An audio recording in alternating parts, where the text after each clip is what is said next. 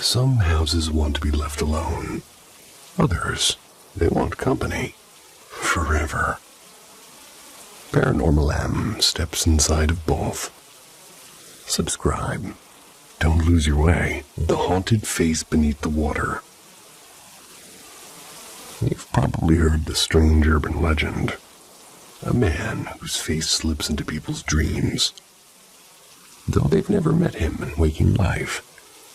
Some swear they know him the instant they see him. I never believed any of it, until that summer. It was August of 2019. I was on holiday in Dubrovnik in Croatia. One muggy afternoon, the sky broke open with warm rain. I stayed by the hotel's quiet pool, the surface misting like a low-lying cloud. As lifeguard switch shifts, a tall figure had climbed into the high chair, and at first, his face was hidden behind the dripping brim of his cap. Then he looked up. We locked eyes. Everything inside me froze.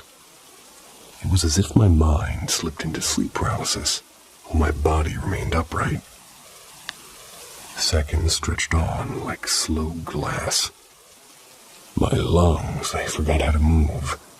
And then, just as suddenly, he turned away. Air rushed back into me, and I burst into tears. I couldn't explain, and I told no one. And here's the part that wouldn't leave me alone. I knew that face, not from a trip or a photo or a passing stranger. It was the eerie familiarity of somebody I'd known my whole life but couldn't name. That night, we ate late at a small seaside restaurant, the kind with lanterns swinging gently in the salt wind. We walked back past midnight. My room was cool and dark. I fell asleep instantly. In the dream, I was underground, in a tiled maintenance corridor beneath the resort. The floor glistened with standing water. The lifeguard, the man, he was behind me, dragging me up by the arms across the wet tiles. I wasn't screaming. I wasn't even afraid, just locked in place as the dim fluorescent lights flickered overhead of me. Time melted into a shapeless stretch of hours. Then, a whisper grazed my ear, too soft to catch words but sharp enough to slice through sleep. My eyes, they flew open. He was there, not in the corridor, not in the dream. Standing at the foot of my bed, water dripping from his hair.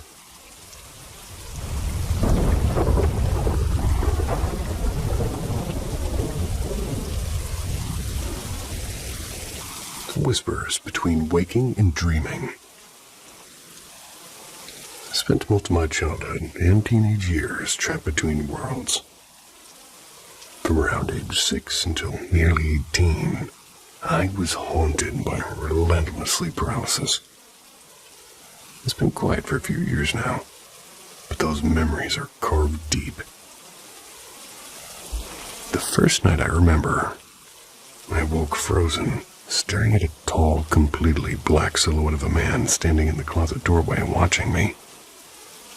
And after that, the visitations came. They went like storms. Sometimes I didn't see anything, only the sound of cackling laughter rising from the closet, while my room spun and my lungs refused to work.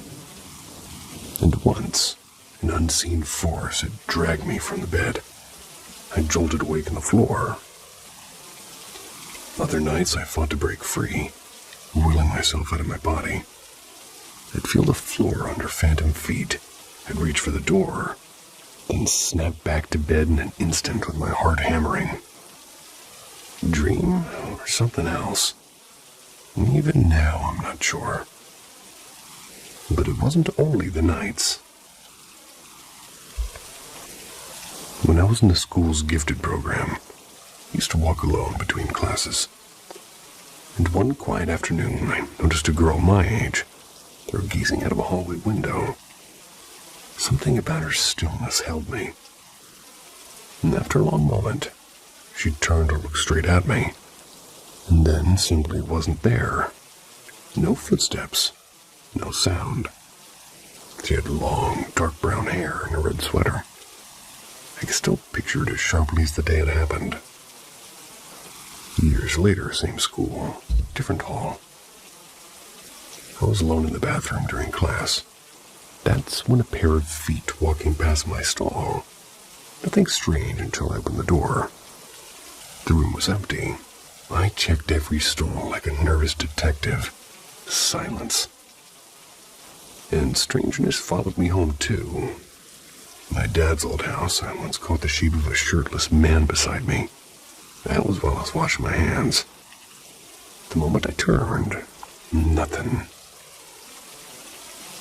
Another time, sitting at the office computer, my empty soda can had slid off the desk with a decisive clatter.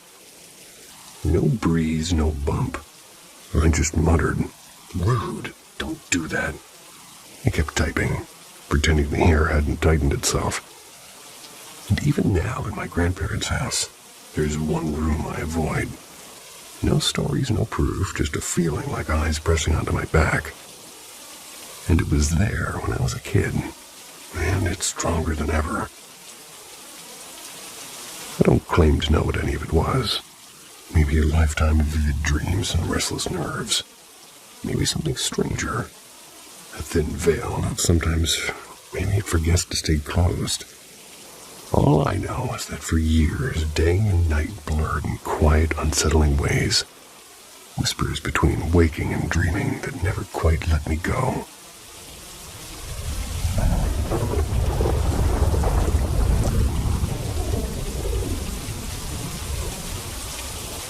The Night Runner. I live in a quiet valley town. It's where the biggest thrill most nights is a late drive with a cheap drink in hand. And last September, just after midnight, two friends and I were just out doing exactly that, meandering down dark county roads with cherry slushies from the only all-night station. It was our usual ritual, harmless and almost comforting. And at some point, we drifted onto a road we normally skip. None of us planned it. In 1 minute, we're talking about apartment hunting and weekend plans. The next, my friend stumped the brakes. Something darted across the beams. At a first glance, it was just a deer, a young buck, smooth and quick. We exhaled together. But a strange silence stayed in the car as we crept forward. A few miles later, back on a familiar road, I let out a nervous laugh. "Okay, this sounds insane," I said. But for a second, I thought that thing was a man running on all fours. Both of them stared at me. Slowly, each admitted they'd had the same thought. It made no sense. We'd watched the animal disappear into the brush. It was a deer. And yet, we'd all pictured something human, something impossibly fast and low to the ground.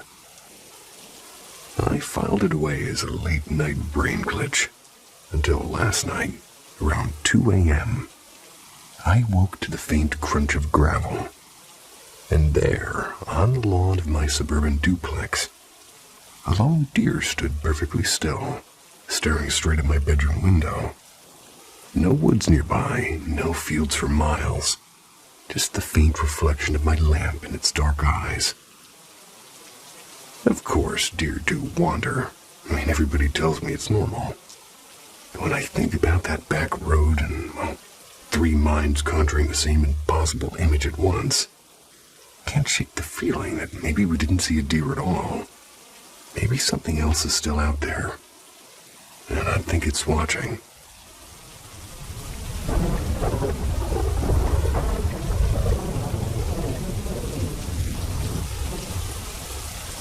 Moonlight Sentinels. During the long hush of quarantine, my friend and her 4-year-old son were just staying with me for a quiet pocket of rural Iowa, or in a quiet pocket of rural Iowa. Her relationship with the boy's father had frayed badly, so I'd offered them a safe place for a while. Every evening we made a ritual of stepping outside to watch the sky. With so little light pollution, the heavens above my little house felt almost limitless. We would joke and point, "That can't be a plane, right?" But never once had I felt fear while stargazing.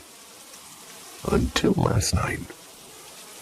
The moon glowed round and white as a coin, and the air held that sharp, early spring clarity. And after her son finally drifted off, he'd been fussing from a brief nosebleed earlier. We slipped out to the backyard, and instantly something felt off. A strange light seemed to pulse on the horizon, silent and distant. I tried to play the game that we always played, guessing at planes or satellites. But my skin prickled with a quiet alarm I couldn't explain. Her boy's cry cut through the night. We hurried inside to comfort him. She settled beside him, phone in hand. I paced and I replayed the sight that we'd left behind.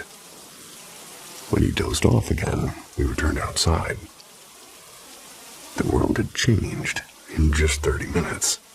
A ceiling of clouds had rolled in, too quickly and too evenly. And they weren't ordinary clouds. They were thick and sculpted and oddly luminous at the edges. Little silver flashes winked at the corner of my vision, vanishing when I turned. It was as if the sky itself was trying to hide something. I suggested we check the front yard, because from there the moonlight leaked through a jagged break in the cloud cover, throwing a cold glow across the street. And for a long stretch, we sat in the back of a car watching it. And then we noticed these things like a cluster of flickers just a couple of blocks down the dead-end street. Low and restless and unnervingly bright. They moved like giant fireflies swirling around an invisible lamp, appearing and vanishing in erratic bursts. I tossed out explanations like faulty wiring, distant fireworks. But each theory collapsed under its own weight. The neighborhood lay in perfect stillness. No dogs barked, no breeze stirred. Even the usual distant hum of the highway felt muted, as if the night itself were holding its breath. And then a silhouette came. At first I thought it might be a bat, and then bigger. Perhaps an enormous hawk. A dark shape with an impossible wingspan seemed to glide out of the same direction as the stranger lights. They settled on the power pole across the street. Against the pale moon, its outline was stark and absolute, yet the details refused to resolve. I couldn't tell which way it faced, but every nerve in me insisted it was looking directly at us. Minutes crawled by. We sat silent, barely breathing, while the creature remained perfectly still. I glanced back and forth. The flickering light still teased the distance, then back to the bird, which never shifted, by the way. Finally I whispered, "We should go in," and she nodded. As if answering, the bird unfurled its vast wings, launched itself into the air, sweeping above us with deliberate power. The moment it caught the moonlight, we saw it clearly. An owl, immense and pale-eyed, disappearing toward the far trees, away from the restless lights. Felt like a silent exchange, the owl watching us, and us watching whatever waited beyond the clouds. This morning, when I brought it up, she waved it off with a thin laugh, but I know that she was just as shaken. For the first time since quarantine began, I hesitate to step outside at night. The sky feels changed, like it remembers us.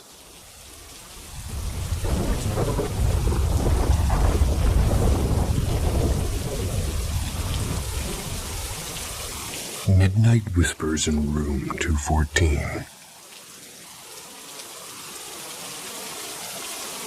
I once worked the night shift, 7 p.m. to 7 a.m. I was at a tiny aging community hospital. 4 floors, only 2 in use, and a sleepy ER that usually saw more raccoons than emergencies. I was the lone med surgeon, well, the RN most nights. I was juggling everything from post-op patients to stubborn cases of pneumonia, anemia, and kidney failure. Old hospitals have a way of kind of leaning into their own creepiness. We joked about it constantly. The flickering lights, the drafty hallways, and of course, the right wing of the second floor. That side always felt colder and quieter, as if the air itself was holding its breath. Naturally, that was my assignment one particular dull Tuesday night. The long walk. I pushed my med cart down the dim corridor, giving out bedtime meds one room at a time. Room 216's gentleman needed a decade to swallow a single pill, and then decided to pull out his IV for fun. And by the time I reached room 214, I was behind schedule and mildly irritated. According to report, my patient, who we're going to call Kathy, was 57. They were alert and recovering from a nasty bout of pneumonia. Earlier, I checked her vitals. Slightly labored breathing, but fully oriented. I hung a new bag of fluids. I wished her a good night, stepped back into the hallway with my computer documented. The whispers. That's when I heard it. Soft at first, like a draft curling under a door, but soon distinct multiple voices whispering. Not a conversation exactly, more like chanting, low and rhythmic. I froze as my head tilted. Fatigue can play tricks on you, so I double-checked my own sanity before following the sound. The whispers grew louder as I approached 214. Her door stood slightly ajar, and from inside came a murmuring chorus I couldn't decipher. Was rising and falling like distant waves. The impossible scene. Less than 7 minutes earlier, Kathy had been tucked in, nasal, how do I say the word? Nasal cannula, I believe, in place, barely strong enough to shift in bed. Now she sat upright on the mattress's edge, staring at the far wall. Before I could move, she stood. No struggle, no wheeze. Peeled off her oxygen tubing and began walking toward the bathroom. All while the layered whispers swelled around her. I caught a glimpse of her profile, lips motionless. My pulse spiked. Fall risk or not, I wasn't stepping inside. Retreat and aftermath. I hurried without running back to the nurse's station. I asked a nursing assistant to help Kathy to the bathroom, claiming that I was tired with charting. My voice was steady, but my palms were slick. Minutes later, the aide returned unconcerned. "She's fine," they said. "Quiet as a mouse." Quiet as a mouse, well, but I know what I heard. That many voices don't come from a single woman. It's certainly not from, like, a tired imagination. I requested a left wing for every shift after that, and eventually I left for a bigger hospital. Yet even now, when a night hallway goes too silent, I remember the layered whispers of room 214, the woman who stood when she shouldn't have been able to stand.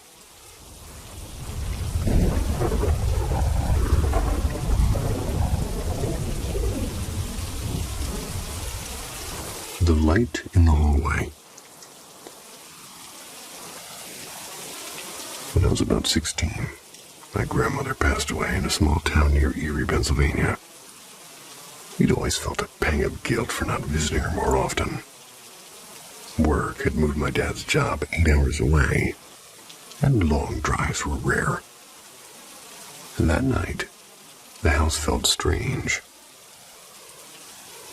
Our dog, Buffy, suddenly stood rigid in the kitchen, eyes fixed on the ceiling, barking and whining. My dad half smiled and said, "Maybe Grandma's checking in." We both wanted to believe it. The funeral a few days later was gentle and warm, just as Grandma would have wanted. And among the few things she recently gushed about was a beautiful set of cut glass tumblers. When we stopped by her house, I asked if I could keep them. My parents agreed. Back home, Buffy's odd behavior continued. Some nights nothing, other nights restless barking at the upstairs bathroom. And that bathroom, directly over her kitchen, became the focus. My mom, a hardened skeptic and notoriously light sleeper, began to notice something stranger. The nightlight in that bathroom flickered, and it was only after she woke in the small hours. So we just went ahead and we replaced it. The full ceiling light then began to flash. Convinced it was faulty wiring, she called an electrician, and he found nothing. Soon, the switch itself seemed to misbehave. My mom swore she'd left it off, yet she'd wake to find the switch flipped on and the light glowing. One night, she stayed awake long enough to hear the click of the switch flipping, deliberate and loud. She didn't go in, something about it, seemed to feel wrong. But from then on, she simply closed the door and waited for morning to turn it off. Then came the night that still makes my skin crawl. I woke up thirsty. I padded downstairs. I poured tap water, room temperature. Put that into one of Grandma's tumblers, and as I stepped directly beneath the upstairs bathroom, the bottom of the glass detached cleanly. It dropped to the floor like a crystal ring, water spilling everywhere. Not a crack or shard, just a perfect hollow tube in my hand and a neat glass disc on the tile. I nearly cried. Those tumblers meant so much. Grandma had promised them to me. Why would she if it was her, why would she if it was her? Why would she break one? But after that, everything stopped. No more barking, no flickering lights, no phantom clicks. Moved out a few years later. My parents stayed another decade. Nothing else ever happened. I still wonder, did something else come when Grandma left? And why did it end the night the glass broke? Because deep down, I know this. That wasn't Grandma. And me and you.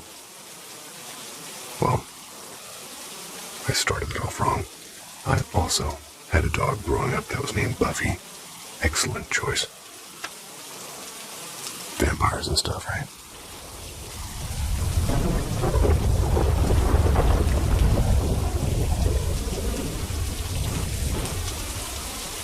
The map in the doctor's office.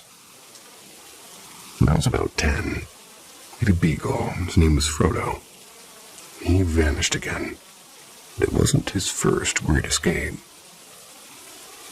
As usual, we blanketed the neighborhood with flyers. We paid for local radio spots. Days passed, and there was nothing. Then on one rainy afternoon, my father came home looking oddly certain. "Let's go bring Frodo back," he said. This was years before Lord of the Rings movie, you see. My older brother were already lifelong Tolkien devotees. So we followed him down a lonely gravel road. It was well outside our usual search area. And there, in front of a quiet ivy-covered gate, sat Frodo, tail wagging like he'd simply been waiting for an appointment. No one appeared from the house, though.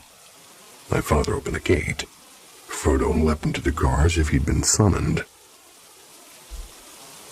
For 2 decades, Dad kept the mystery to himself. And then one winter night, with the fire crackling and glasses of wine in hand, he finally told us. And he's a physician, and on that day he'd seen a patient who, noticing his heavy mood, he asked him what troubled him. Dad explained about the runaway dog and a heartbroken kid at home. The patient seemed to smile and requested a scrap of paper and drew a neat map. "You'll find your dog here," he said. No explanation, just that simple. And the map was perfect. As Dad finished the story, silence settled over the room until my godfather spoke. "Some people are gifted with things that we can't measure." My mother looked at me and said lightly, "Like Julian, right?" Everybody turned. My godfather raised an eyebrow. "True?" I hesitated. For years I'd hidden small, inexplicable moments, seeing shapes in empty rooms, sensing people who weren't there, as our family prized logic and science. But that night something shifted. "Yeah," I said. I told him about the ghosts of my childhood. Without a word, my godfather left the room and returned with a rare Portuguese vintage that he'd been saving. He poured it into a tall crystal glass and lifted his own and said, "To Julian, for the courage to share the unseen with us." And it remains one of the warmest memories of my life. A night when a runaway dog, a mysterious map, and a quiet toast stitched our family even closer together.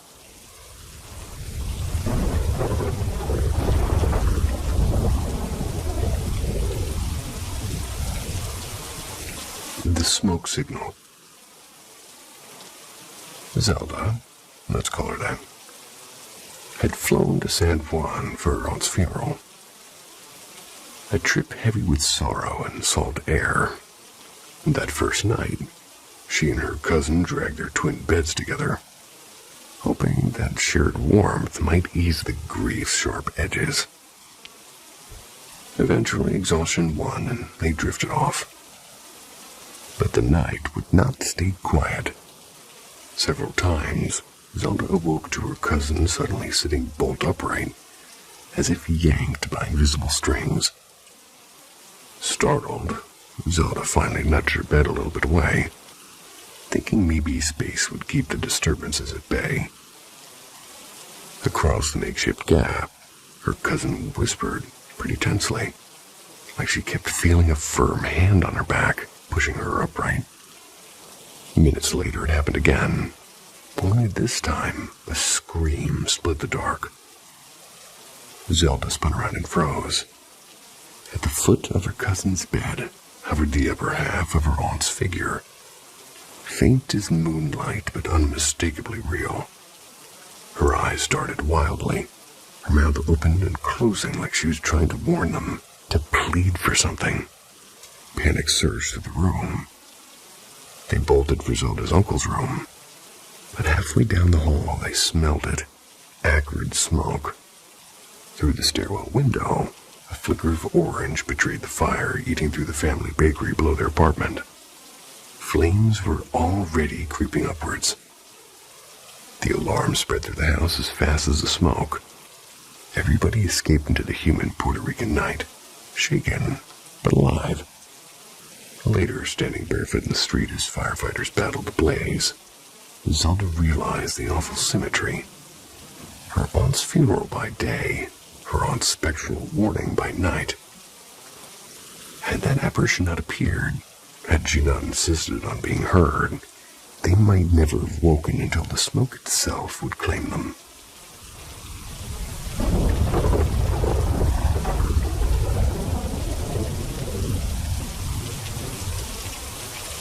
The birthday board. On my 11th birthday, my aunt showed up with a gift that made everyone raise their eyebrows. A Ouija board. Yep, the kind you see in horror movies. Because back then it was stacked right next to Monopoly at the toy store. Marketed as a game. And of course my friends and I thought being a little bit spooked was the ultimate fun. That night a few of us stayed over. We giggled our way through the first round, fingers barely brushing the planchette. Nothing happened, naturally. Just a board and our own dramatic imaginations. Or so we thought. A couple of weeks later, my best friend Sophie came over. And after dinner, Mom treated us to warm brownies and mismatched coffee mugs. Hers had a chipped sunflower print that I loved. I asked if we could take them to my room. Mom just waved us off with a smile. I was not cross-legged on my daybed, crumbs scattered on the blanket.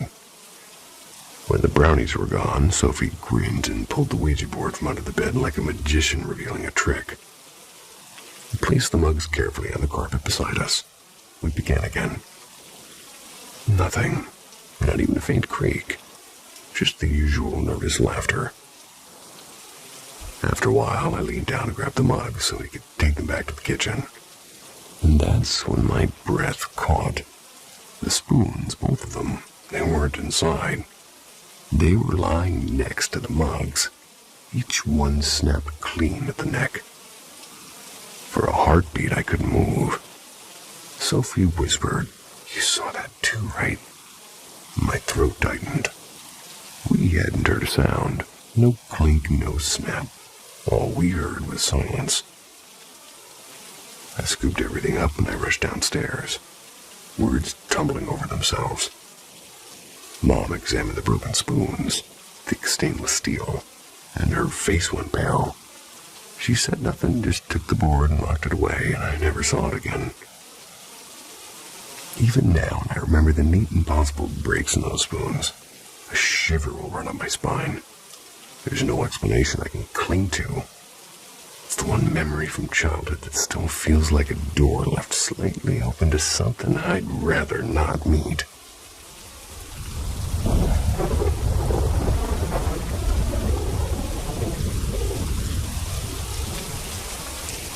The Restless Alehouse. Many years back, my grandmother ran a creaky old tavern on the edge of the foggy English village that I lived in. A place she'd inherited from her father. Every weekend, I'd scurry about clearing pint glasses and stacking chairs, as while she hummed soft tunes behind the bar. But one rain-slick evening, the easy warmth of the pub turned strange. We were mid-chat when a deep, scraping groan rolled through the floorboards, like a heavy oak dresser being dragged across bare timber. The sound set every hair in my arm standing upright. No one else was in the room, and later, digging through town records and letters, we uncovered a grim history. Almost every previous owner, except my great-grandfather, had died within those walls. One name kept surfacing. A solitary man who tried to turn the pub into a private house. Relatives recalled how often he'd haul heavy furniture alone. Never lifting, only dragging. It was exactly the sound that we'd heard. But that was just the beginning. Upstairs lived a chorus of secrets. Sometimes you could catch the faintest hush of a woman's voice, weaving a conversation that ended the instant you crept closer, as though they knew you were listening. Other figures were sharper and more tragic. At the narrow back stairwell, some nights a man appears sprawled in a dark pool. The memory of a sort of violet. Excuse me. There should be an end there. Memory of a violent push frozen in time. In the storage loft, a rope still hangs where a desperate young mother ended her life. Locals whispered her little girl still visits. Her soft weeping echoes as she gazes up at the beam. And there were others. A furious couple locked in an eternal argument about their lost child. A pale teenage girl who never stopped staring at a portrait of two older people, murmuring, "Don't go." And a small boy of about 7, blood-stained and wandering as if searching for somebody who will never come. My grandmother believes the boy might be tied to the man at the stairwell, but she's never been sure. And on quieter nights, we both swear we've seen my great-grandfather himself, sleeves rolled up, silently polishing the bar, or checking the old brass taps, still tending to the place that he loved. Pub is long closed now, but when I think back to that low scraping sound, I sometimes wonder, were they all just echoes of memory, or is that old alehouse still busy every night with the restless company of those who never quite left?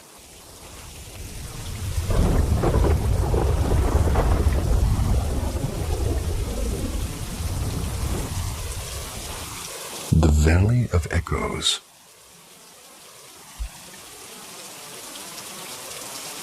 We first rolled into Los Angeles, and this was the early 80s, by the way. We landed in a modern 8-unit complex in the San Fernando Valley. Picture a 2-story box sharing a cracked driveway with its twin next door, all bathed in that golden South Cal haze that made every afternoon feel cinematic. My parents managed the place and tucked us into a temporary ground floor apartment, while a bigger one upstairs was being redone. My brother and I shared the smaller bedroom, and whenever he was out, I'd retreat to the living room couch, uneasy about the corner where my bed sat. The air there, it felt heavier, like someone standing just out of sight from me.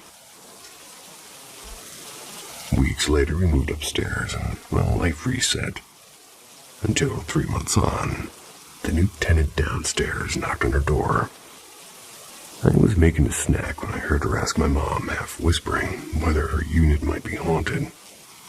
The night before, she said she woke to see a little girl leaning across her bed, reaching for something near the headboard, exactly where she kept a handgun. Curiosity got the better of me. I asked if her room was on the right side of the hallway, and if her bed faced the window. Yes, she said with her eyes wide. I just nodded and I went back to the kitchen. My mom stared at me like I'd just confessed to a crime. Soon after, the tenant above our old apartment went out of town, asked my mom to keep an eye on her place. 2 nights in, pounding and crashes erupted overhead, as if somebody was dropping cannonballs. We inspected the empty unit more than once. Nothing was ever moved. Downstairs, neighbors complained of phantom footsteps and bowling ball-like thuds. And eventually, a longtime neighbor across the driveway, they filled in the missing history. Years earlier, a father locked in a bitter custody battle had brought his 2 children home for a weekend visit. He let them play next door, then called his ex-wife with a chilling message. If I can't have them, neither can you. And moments later, he shot the children and himself. Ugh. Our old apartment was where they were found. Oddly enough, our current apartment, where the tragedy had unfolded, was peaceful for us. The uneasy vibes were in the other unit, the one I dreaded sleeping in. Maybe I'm simply more sensitive to echoes than the events themselves. We stayed only a year before moving on, straight into another mystery. Our next home, still in the valley, was bigger. 18 units built in the 50s, a breezy square with a turquoise pool. Very Karate Kid. My parents again managed the property for reduced rent. We moved into the largest apartment after a drawn-out eviction. The previous occupant, a nurse who'd cared for a paraplegic man, they'd stayed on illegally after he had died. And all I knew was that the man had taken his own life. I refused further details. I didn't need new nightmare fuel. But about 7 months in, strange things began. One Christmas after my sister's visit, I swapped bedrooms with my brother. And that first night I dreamed I was skydiving and my parachute wouldn't open. I woke up screaming, found my legs numb. They worked again the moment they touched the floor, though.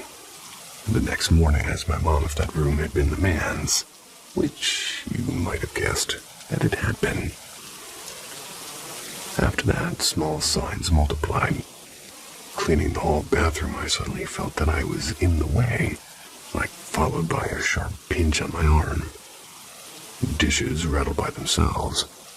Cool breezes brushed past when no doors were open.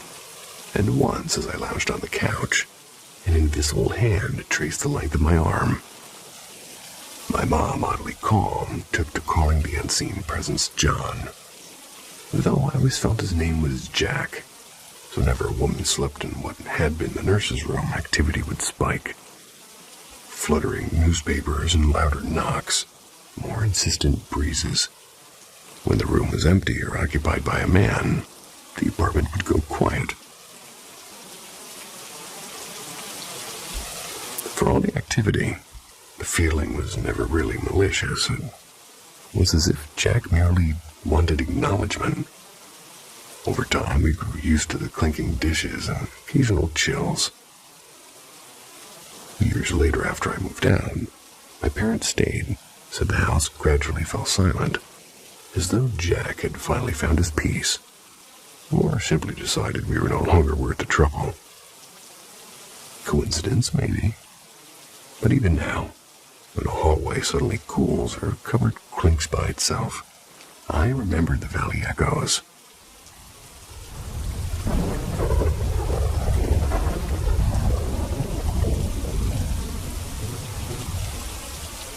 The vanishing lights of Logan Canyon.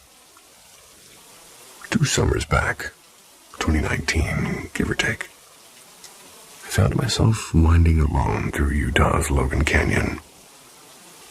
And just as the last sliver of sun dipped behind the peaks of that, my family had gone ahead to Bear Lake that morning, but work kept me late. By the time I left, the road was nearly empty.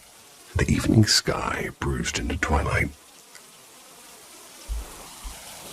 This canyon is a long ribbon of pavement. It twists between sheer cliffs with no easy detours or side roads, especially this deep. I hadn't seen another car in at least 30 minutes. That's when I first noticed them. 2 faint rectangular headlights floating my rearview mirror. They were unusually dim, the sort of tired lights you might see on an old Bronco or a Jeep that had just spent years baking in the sun. I pressed the gas a little out of kind of courtesy. Minutes later, I glanced again. Gone. No turn-offs, no pull-outs, just rock walls and darkness. And a shiver of unease passed through me. I tried shrugging it off, and I just kept driving. Another mile or 2 slipped by. That's when a sudden glow caught my eye. There they were again, those same ghostly headlights, sitting so close behind it felt like they'd never left. Only how? No one could have vanished and then caught up so quickly. Not without reckless speed on that treacherous road. Hard thudding, I rounded several tight bends until the road straightened into a long downhill stretch. Perfect visibility. I twisted my seat to get a better look, and there was nothing. The road stretched behind me for a mile, empty. And then something stranger clicked into place.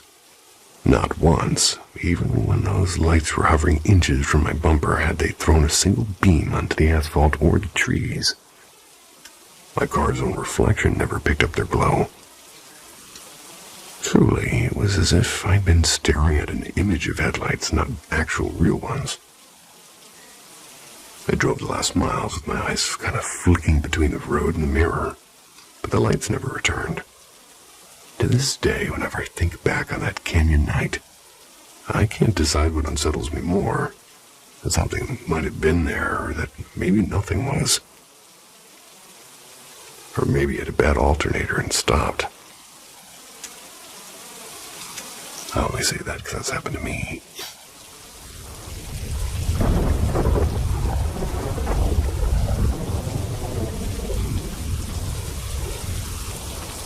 The man on the landing. About 6 years ago, I'm living in my family's old seaside house.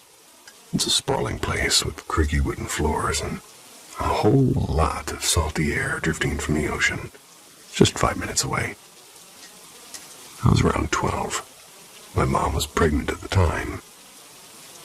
So, one rainy evening, the two of us were curled up on the couch, half watching some light-hearted show and chatting about nothing in particular. Then it happened. Out of nowhere, I felt this pull. Not a thought, not even curiosity. More like an invisible hand in my chest. Something urging me to stay, and then urging me to stand. I didn't question it. I got up and I walked toward the staircase. It was as if I was sleepwalking. When I looked up, my breath caught. A man, he stood at the top of the stairs. He wore a long black coat. He brushed his boots and had unkempt hair falling to his shoulders. A beard framing his face that I couldn't quite see. He was waving at me, slow and deliberately, as if he knew me. So without even thinking, I raised my hand and waved back. Mom's voice cut through the hush. "Lil, why are you waving at nothing?" And I turned, startled. "Mom, I'm waving at the man. Don't be rude." She blinked, confused. "What man, sweetheart? There's no one there." Her tone told me she believed what she said, and this wasn't a joke to her.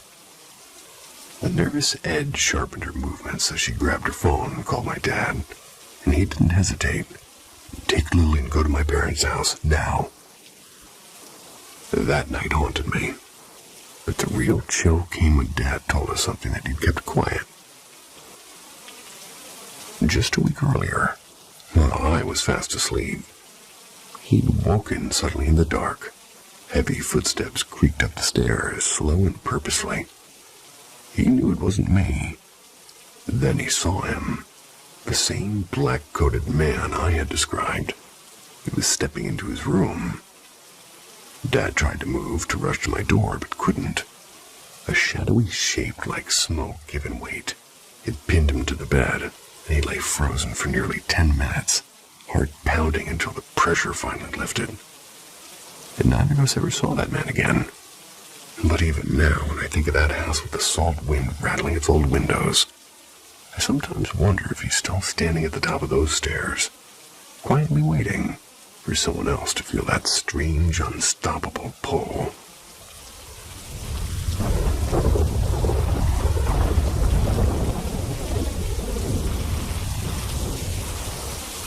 The little brother's holiday visit. Last night, around maybe 1:45 a.m., I sat in the living room with my 15-month-old daughter.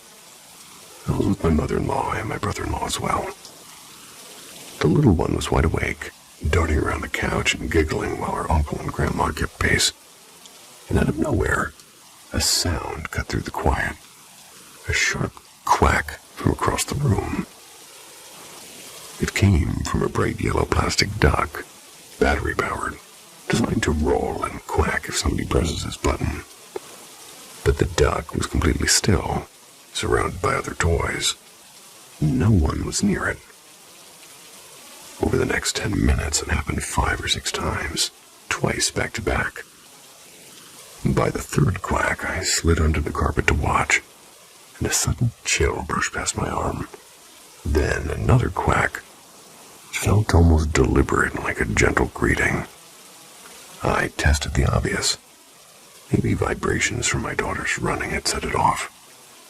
I'm 23 and I'm far from fragile. So I stopped and even jumped beside the toy. There was nothing but silence. Both my mother-in-law and brother-in-law witnessed every sound. And here's where the story deepens. In September 2020, I lost a pregnancy at 8 weeks. And that baby, a boy, would have been nearly 19 months old now. a big brother to my daughter. And just last week, I placed a new ornament on our Christmas tree with his name etched in glass. A quiet promise that he remains part of our family celebrations. All of us believed that night was more than a coincidence.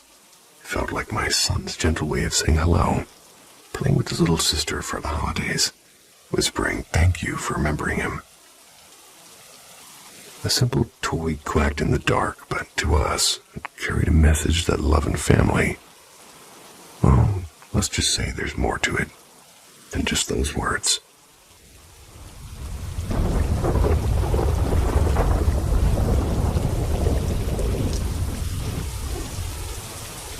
Shadows on a ceiling fan.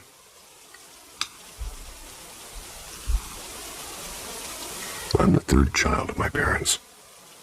My brother, the second child, passed away a year before I was born.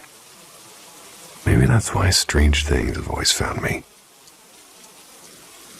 I was about 10 years old when the most unsettling moment happened. We were living on a ground floor flat at the time, and it had been empty for years before we moved in. On one quiet night, as I walked from my bedroom toward the dining room, something caught my eye. The lights were off, but the faint glow from the hallway let me see enough. Up on the ceiling fan of my room sat a black figure, perfectly still, perfectly watching. I couldn't make out a face, only the shape of a tiny nose and the certainty that it was staring directly at me. It looked like a small child, maybe 5 years old. I blinked and stepped closer, and then it was gone, as if it had never been there. My mind kept circling back to my late brother. He was 4 when a brain tumor took him, and somehow I felt that dark figure was him. Another night not long after, something even stranger happened. I was in bed, eyes closed, drifting towards sleep. That's when I felt my hair being gently lifted from the pillow, slowly and carefully. Then the unmistakable weight of somebody settling down beside me. My heart slammed. I sat bolt upright, snapped on the light. No one. The door hadn't moved an inch, and that old door always screeched when it opened. I've wondered tripped over myself. I've wondered whether I'd felt these feelings before. I just never noticed. Some neighbors later said the flat was on a path that spirits used to pass through.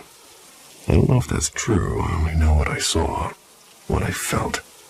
The quiet presence of something that refused to stay entirely gone.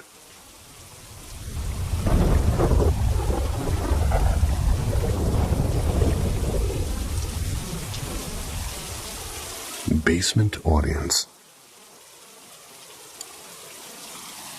I was chatting with a friend not long ago. We both puzzled over one question. Why would a friendly spirit choose to hang around a 7-foot-tall animatronic Pennywise, the dancing clown? The best guess we had, maybe a Halloween store full of rubber masks and plastic skeletons that, well, maybe towering clowns was simply the most human thing to talk to. Years ago, I worked at a haunted Halloween store as well, and everyone on staff eventually collected a creepy story. We'd had an older man who quietly camped behind the building with a shopping cart full of broken toys. He wasn't the first drifter to find that hidden corner. Probably won't be the last. It was, admittedly, a perfect spot to disappear.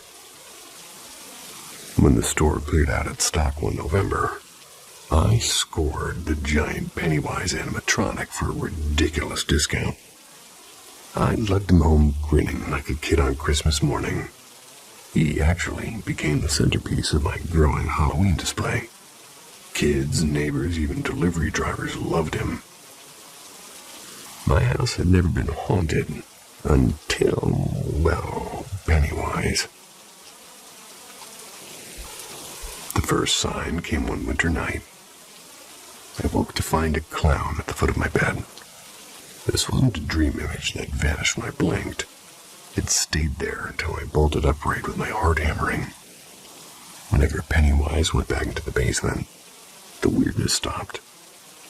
We've owned him since 2019, and the pattern hasn't changed. Each October, once he's upstairs, lights misbehave. 2 Halloweens ago, my bathroom bulb became a relentless strobe light. My little boy asked if we could close the scary light. One evening, Pennywise's eyes lit up, and my husband saw it too, though he wasn't even plugged in. Last fall, it escalated. While I sat reading, the clown rotated slow and deliberate until he faced me, and that motor doesn't even allow that motion. A hallway bulb began pulsating in an eerie rhythm until I acknowledged it on camera. It felt intentional, as if he was saying, "Take me back down." So he did. My husband positioned him by the basement window, like giving him a view. Oddly, helpful things followed. A lost scarf folded neatly by my bed. Music on my phone starting exactly when I needed to leave, though there's no alarm set. And then, silence. Almost a polite thank you. Still, when I'm stressed, another mystery creeps in. Out of nowhere, my home smells sharply of cigarettes and cheap whiskey.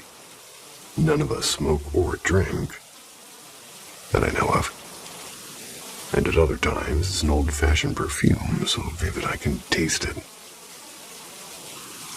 I keep thinking about buying a spirit box, just to ask who's there, but I'm afraid of inviting something darker. Whoever shares space with Pennywise doesn't feel cruel, but maybe curious or maybe protective. But this house is a refuge. So for now, the clown waits downstairs, watching through the basement window. And I'm left wondering which of us chose the other.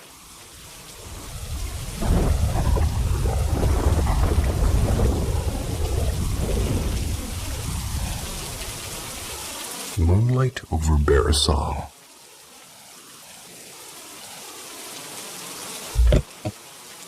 At the close of 2007, in Barisal, Bangladesh, I was a 7th grader caught up in the magic of Shand Rat, the final evening of Ramadan, when laughter and small mischief filled every corner of our lives. That night, my cousins declared an all-out hide-and-seek tournament in our backyard. The air smelled of damp earth and, fried sweets, and the old mango trees along the side of the road stood as silent witnesses. Our home mirrored 2 others nearby. A spacious front yard, a venerable Kachari house for guests, and beyond the cracked courtyard bricks, a narrow lane that carved into shadows. Those trees along the lane were scheduled to be cut the next morning, their trunks already marked with white chalk like quiet warnings. When it was my turn to seek, I prowled every corner. I was calling out softly. The night was holding its breath. Then I saw her, a woman in a deep black veil. They were gliding down the narrow road. I thought it was her neighbor's pious aunt, known for her travels to Talim gatherings.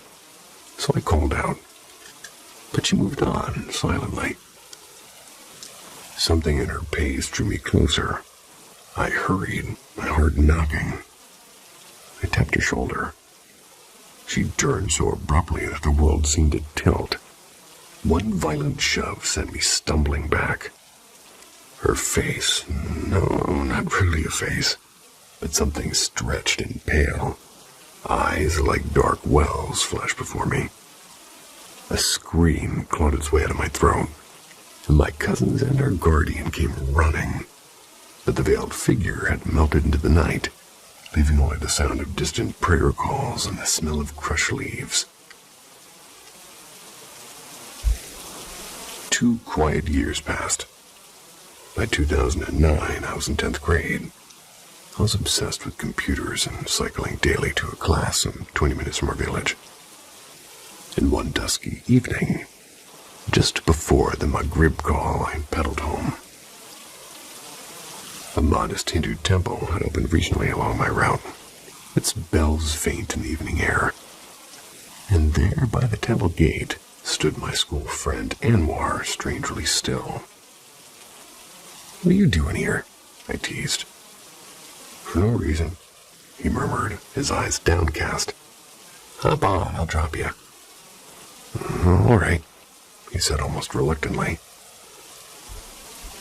As we rode, the bicycle felt heavier, unnaturally heavy, as though a second, like an unseen passenger, pressed down on the back wheel.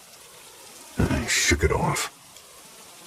When the musician's call rang out, the weight suddenly vanished. I glanced back, and Anwar sat quietly with his face unreadable.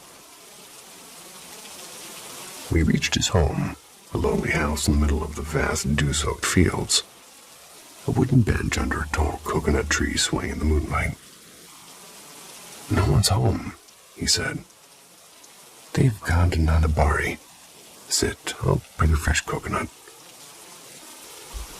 He returned, handing me the green coconut without. And as we drank, he asked softly, Do you know where you are?" "Of course, your house," I replied. He tilted his head. "Look again. Don't you recognize your own road?" The air thickened, his voice deepened, almost echoing. "Do you really know me?"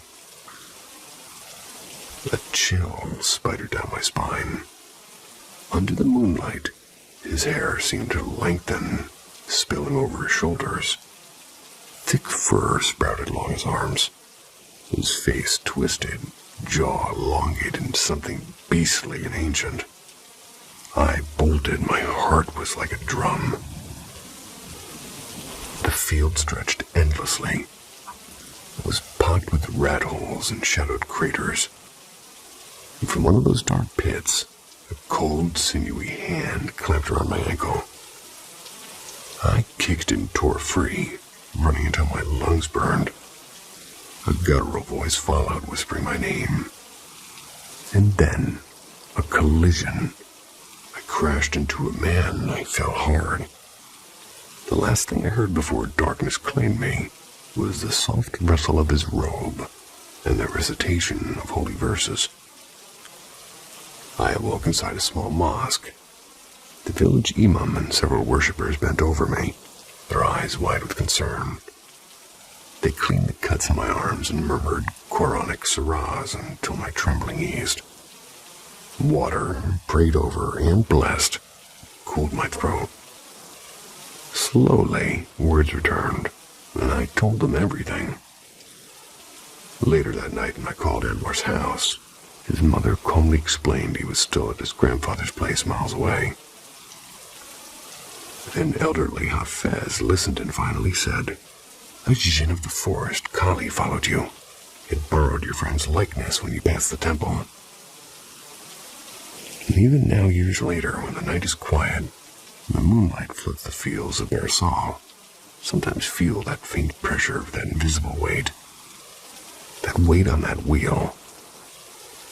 I do wonder if Kali still remembers my name, the girl in the doorway. It was the kind of summer night where the air feels thick and slow. Maybe 2015, though it could have been 2014. Our house, a 1950s relic, it had already built its own quiet mythology. My oldest brother used to talk about the thing he and his girlfriend saw down there. Something that left them so shaken they sat outside in the dark until I came back from the grocery store. And here's how he told it.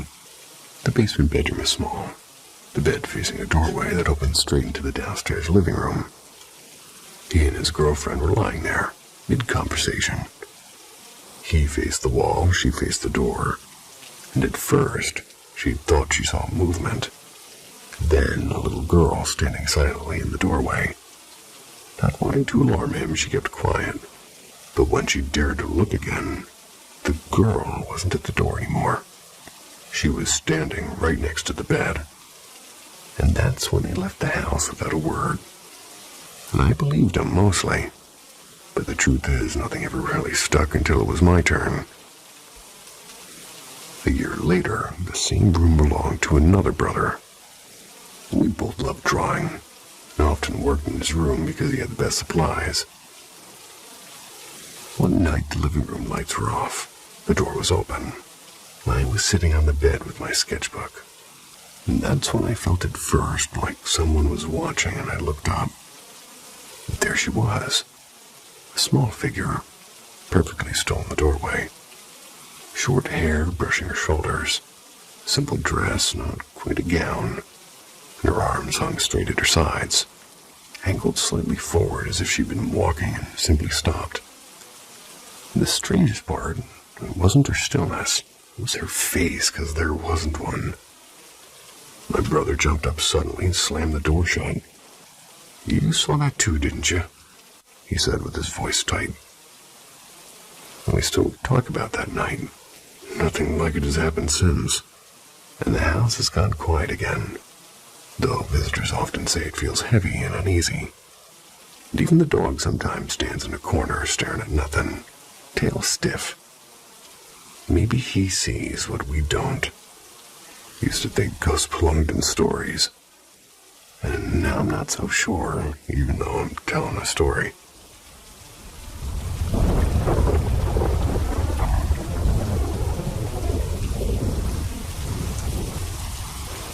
The Banshee in October.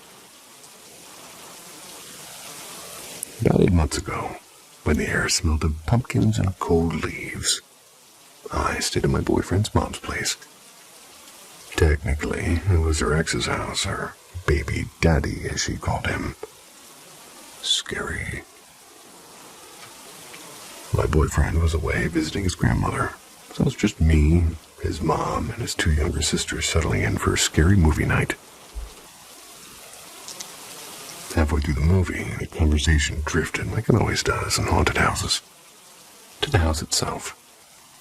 Supposedly, it had a history of strange knocks and whispered footsteps.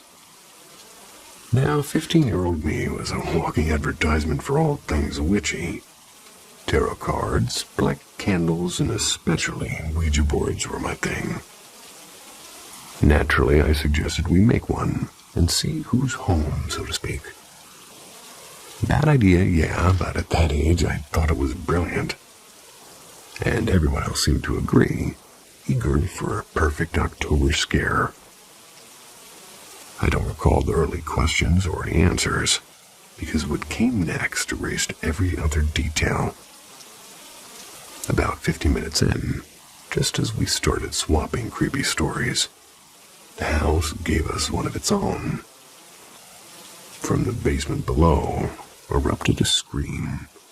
Not a startled shriek, but a long, blood-curdling wail that clawed its way up the stairs, wrapped around the living room. The baby daddy was asleep in the back room, and even if he'd been awake, no human throat could have made that sound. It was layered, part human agony, part something, not human. Imagine a woman being stabbed mid-breath, but also imagine the sound from something that doesn't breathe at all. That's how close it felt to a banshee's cry. We froze. All 4 of us heard it.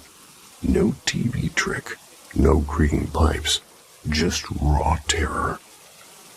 The mom, braver than the rest of us, went downstairs to check it out.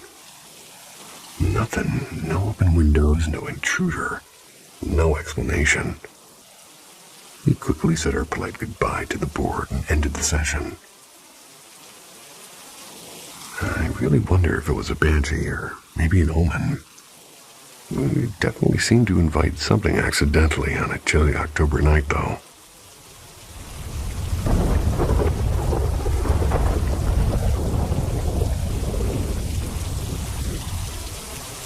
Circles in the ceiling. When I was 14, I decided to spend the night at my best friend Mia's house. It happened to be a mischief night. the one night right before Halloween. It's when the world always feels a little bit thinner and a little bit stranger. By the time the clock edged toward dawn, we were still awake. Mia and I had roused her bustling army of siblings, and I swear there were like 10 of them. Everybody ended up squeezed together in the living room. The only light came from a soft spill of the kitchen lamp, making the shadows stretch long and uneasy. At first, we distracted ourselves with phone games and ridiculous debates about how each of us would survive the zombie apocalypse. The youngest boy insisted that he build a fortress out of couch cushions. We all laughed and plotted fake escape routes. But I've always loved scary stories more than sleep. How about you guys? So of course I had another idea. Let's tell ghost stories, I suggested, grinning like the villain I secretly was. You know, to make the walk to the bus stop extra exciting. Everyone groaned, but curiosity did win. I launched into a few tales, half borrowed, half invented, while the younger kids clutched pillows and gasped at the right moments. When I finished, the room fell silent, a thick, listening silence. And that's when we heard it. A slow, deliberate sound from above. Footsteps on the attic floorboards. Every head tilted upward at once. The house seemed to tighten around us. Couldn't have been one of the kids. None of them could reach the attic hatch. And Mia's older brother, who actually knew how to get up there, had moved out months ago. The attic was only supposed to hold dusty boxes and a set of carefully hidden tools. Yet the steps continued. They weren't heavy. They were light, almost playful, but with a precision that made my skin crawl. Too careful for a raccoon, too rhythmic for the wind. They began to move faster and stranger still into a perfect circle. Around and around and around. The sound lasted nearly a full minute. A soft drumbeat above our heads, like someone tracing a ritual that we weren't meant to hear. No one spoke. We simply stared at the ceiling, breath held as if speaking might invite something down. And then silence. When at last we scrambled to count heads, everyone was present. The doors were locked. The attic hatch remained undisturbed. And even now, years later, there's no neat explanation. Not for the circling footsteps. Not for the sense that something up there was waiting. Sometimes when October creeps close, I think about that night, and I wonder if Mischief Night simply woke up something that had always been listening.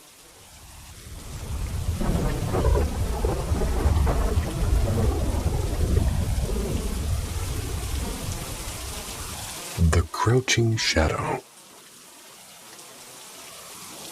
When I was in middle school, there's a kid named Brent. Big, loud, and always looking for trouble. He'd like to shove me into lockers or yank my backpack away with that smug laugh of his. After graduation, I never thought about him again. Almost a decade later, I got an invitation to a school reunion. And over stale punch and awkward smiles, I heard Brent had died of heart failure earlier that year. I felt nothing. Not joy, not grief. Just a quiet, cold surprise. Months passed. My wife and I, we bought an old charming house with tall windows and creaky floors. Our 8-year-old son loved the backyard. But the house had a strange undercurrent to it. The doors I swore were latched would stand ajar. Lights flicked off when no one was near the switches. And one night, my son padded into the bedroom, pale and trembling. "Something's in my room," he whispered.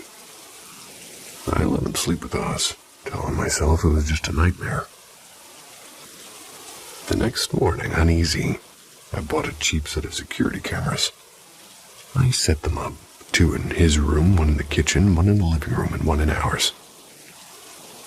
The first night, nothing on camera, though I did hear faint footsteps downstairs. The second night, a shape had skimmed across the edge of the kitchen feed. Dark and human, but wrong. My wife went white when she saw the clip. The third night, silence. And the fourth night, horror. Watching my son's room on my phone, I noticed the far corner seemed impossibly black. So I switched to the other camera and nearly dropped the device. Something was crouching, something huge and hunched, fists on the floor, its face lost in shadow, staring directly at my sleeping boy. I woke my family in seconds. We drove straight to my parents' house and have never been back. And that was 2 days ago. My son has thin scratches along his arms. I keep replaying the timeline. Brent died 7 months ago, and his last address 2 streets from our new home. Can't shake the certainty that he's here, still bullying and still watching. Only now from somewhere no lock or camera can keep out.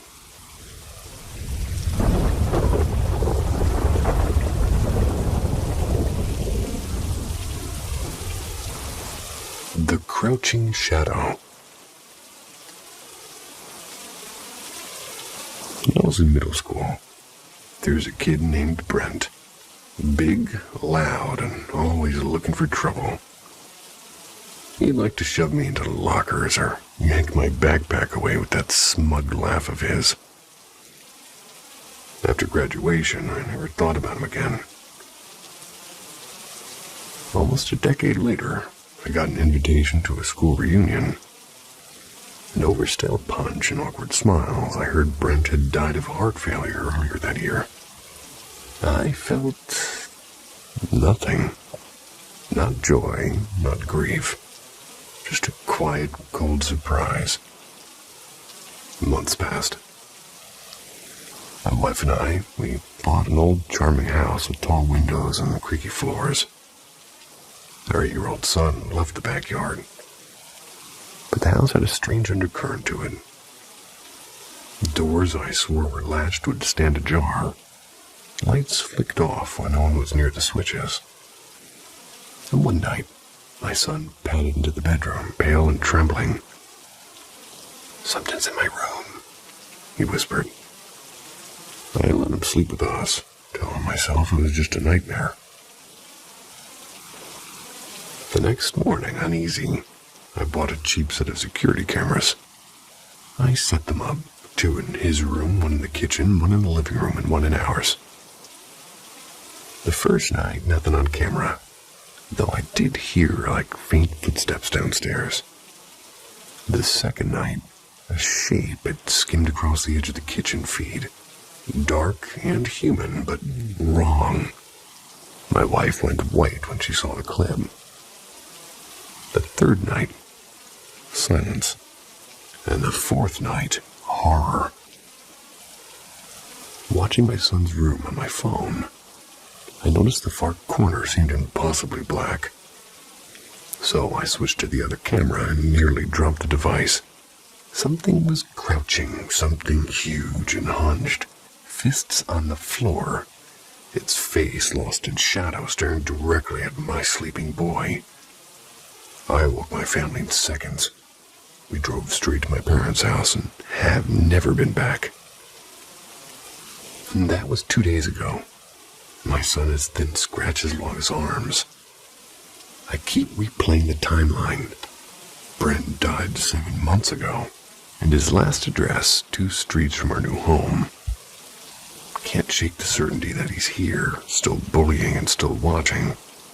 Only now from somewhere no lock or camera can keep out.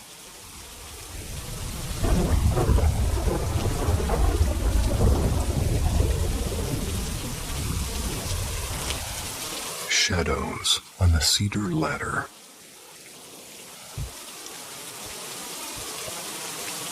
Back in Arkansas, in a small cedar-sided house where I lived with my older sister and my parents. To cut it a little bit short. By the time I was 8, their marriage was basically unraveling, and they divorced that same year. But the memory that never left me isn't the divorce itself. It's one night in that house that still makes me feel ugh. The room. My bedroom, it was square. It smelled of laundry detergent most of the time, and for some reason I had bunk beds, although I never had sleepovers. The bottom bunk stayed bare except for a thin plastic mattress cover. The kind meant to catch accidents, if you know what I mean. My top bunk sat sideways above it, with a ladder of thick wooden rungs that groaned with every temperature change. There was a soft, pale green turtle nightlight plugged in near the door, and it didn't flood the room, but it gave me enough light to make the shapes of furniture if I woke up in the dark. That night, my parents were arguing again, louder and longer than usual. I lay under my blanket, listening to the occasional creak of the bed frame as the air conditioner clicked on. At first, nothing really felt unusual about it, until the sound changed. The steps. This wood wasn't expanding. This was weight. A slow, deliberate sound, and I knew it instantly. It was the sound of the ladder when I climbed it. One rung, then another. My breath caught. I whispered to myself that it was nothing, just the house settling, or the AC, or a gecko in the other room screaming his head off. But then came the third step, and the fourth, and by the fifth I was pressed flat against the mattress, clutching the blanket until my knuckles hurt. My heart was hammered into my ears. 1, 2, 3, I counted. And in a burst of childish courage, I leaned over the railing to confront whoever or whatever was there. There was nothing, just the wooden ladder, silent and empty. I shook it hard, convincing myself I'd worked out the last creak. Satisfied, I laid back down, but the sense of being watched seemed to only deepen. The footprints. Then came a different sound, a heavy, unmistakable thump, as if something had landed on the lower mattress. The bottom bunk was bare. I knew how it looked in that dim light. Flat, white, and featureless. But now, peering over the edge again, my stomach dropped. 2 dark ovals marked the plastic cover. Not big shadows, but footprints, perfectly side by side. I could see the cover's wrinkles straining beneath them, the faint dip of weight that wasn't supposed to be there. My throat closed. I scrambled to the far corner of my bed, knees to my chest. I screamed like my life depended on it. I was screaming for my mom. And the door burst open almost instantly. My parents, both wide-eyed, flooded the room with light. My dad, I later learned, had his old .22 in hand.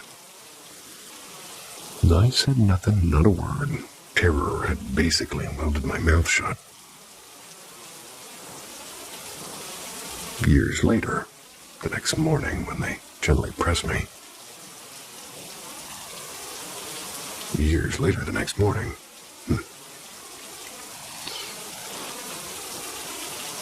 Anyway, I claimed I just wanted them to stop fighting years later.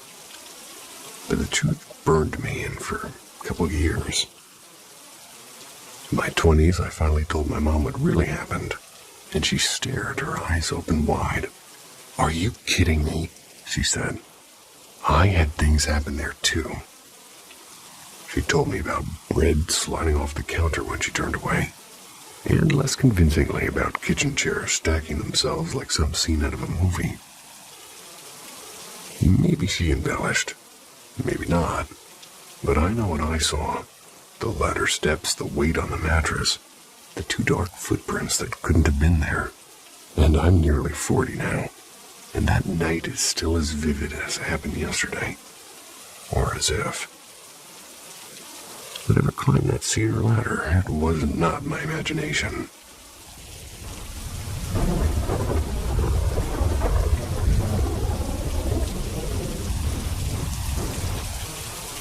The wait in the dark. When I was 12, our family had lived in that quiet house for nearly 2 years at that point. Nothing about it felt strange until this one particular night. I woke up for no reason. The room was thick with silence. As I blinked into the dimness, something shifted. A woman appeared at the foot of my bed, and I couldn't see her face. I could only see the outline of her hair and the faint suggestion of a figure. Hard hammering, I yanked the blanket over my head like it could save me. And that's when it happened. The mattress sank beside me. Someone or something had sat down. The weight pressed against me for what felt like forever. A cold heaviness that refused to leave. And then, as quietly as it came, the pressure vanished. When I finally dared to peek out, she was gone. The room was empty. But the memory of that sinking weight still clings to me. Years later, something even stranger happened. And I was 22 then. I was living in a small apartment with my fiancé. We were watching a late-night comedy marathon, and so I left for the bathroom. The hallway outside was short and carpeted, connecting the living room to the guest room. After washing my hands, I stepped into a hall, phone in hand. That's when I heard it. Soft, deliberate footsteps coming from the guest room side. Thinking it was my fiancé, I called her name and turned. Nothing. The sound stopped mid-step, swallowed by the darkness. Every hair in my arm stood on end, and I retreated fast. I found her exactly where I'd left her, laughing at the TV. I locked the bedroom door and for the first time in years slept with the light on.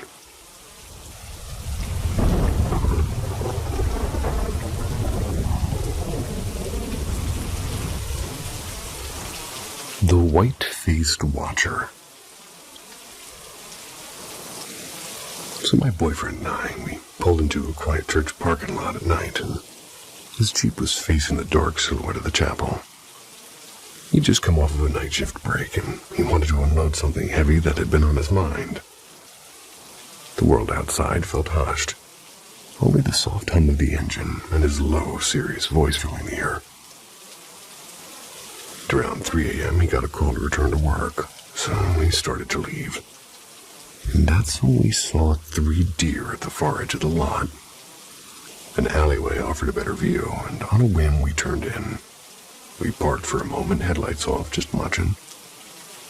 2 were stags, antlers sharp against the night. 3rd, a doe, and it kept moving, fading into the tree line, while the males lingered, eyes catching faint starlight.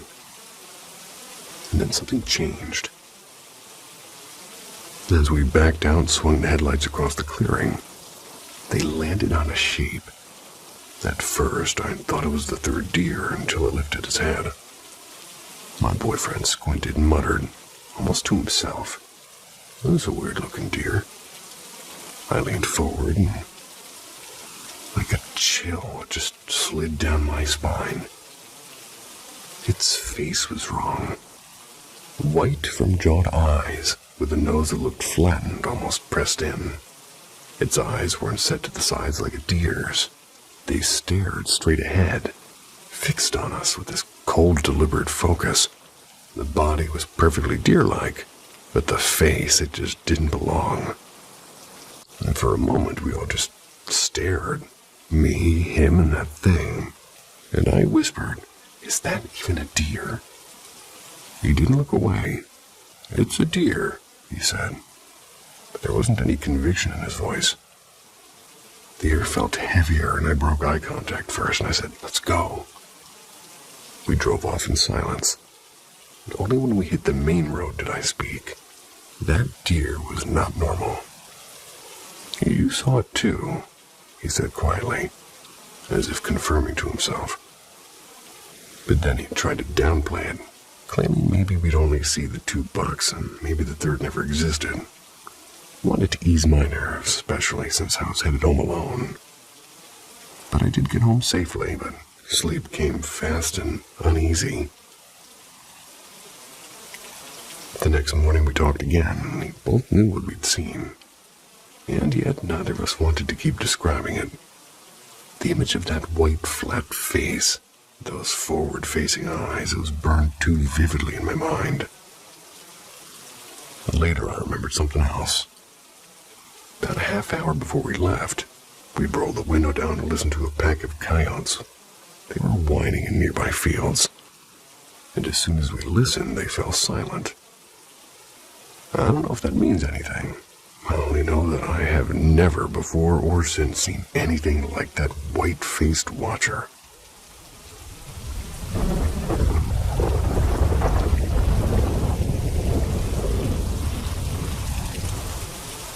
The Gardenia House.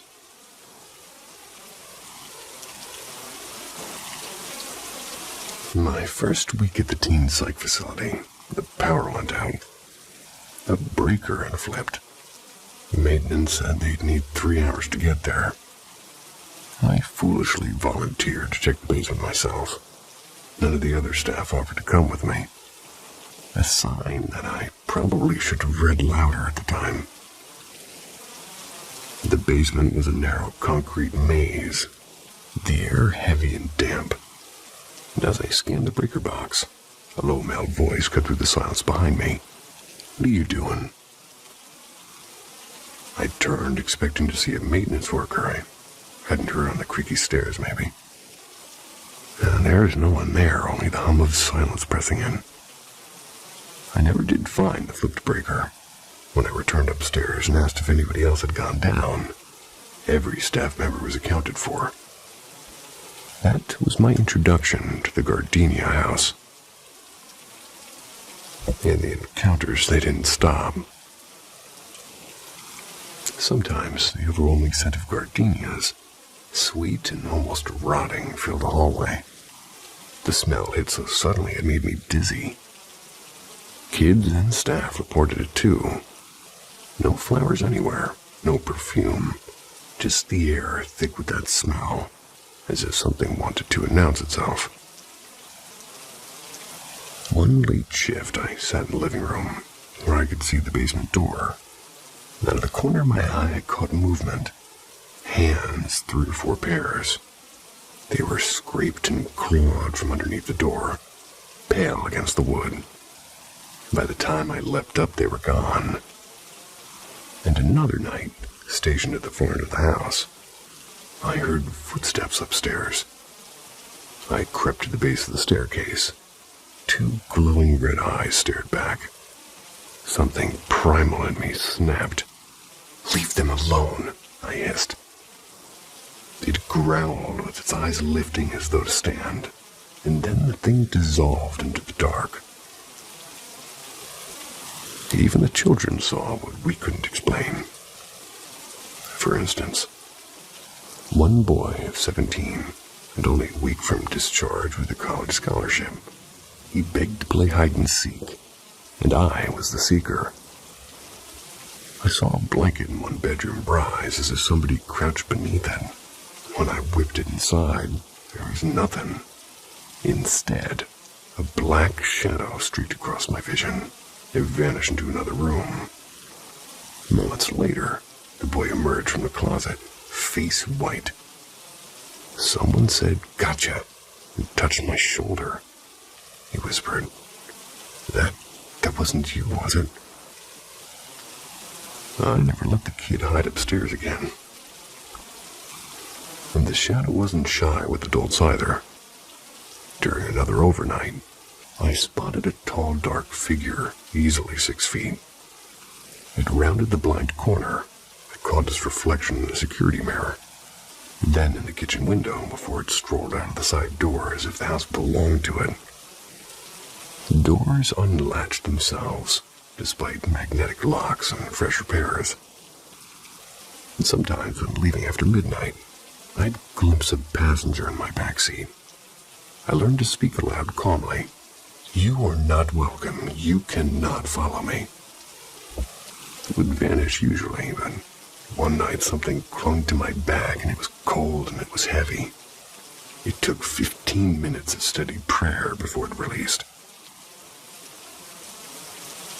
In the house, it changed me. I suffered repeated miscarriages and relentless nightmares and creeping paranoia. My weight ballooned and my insomnia deepened. And only after I finally left did the spell break.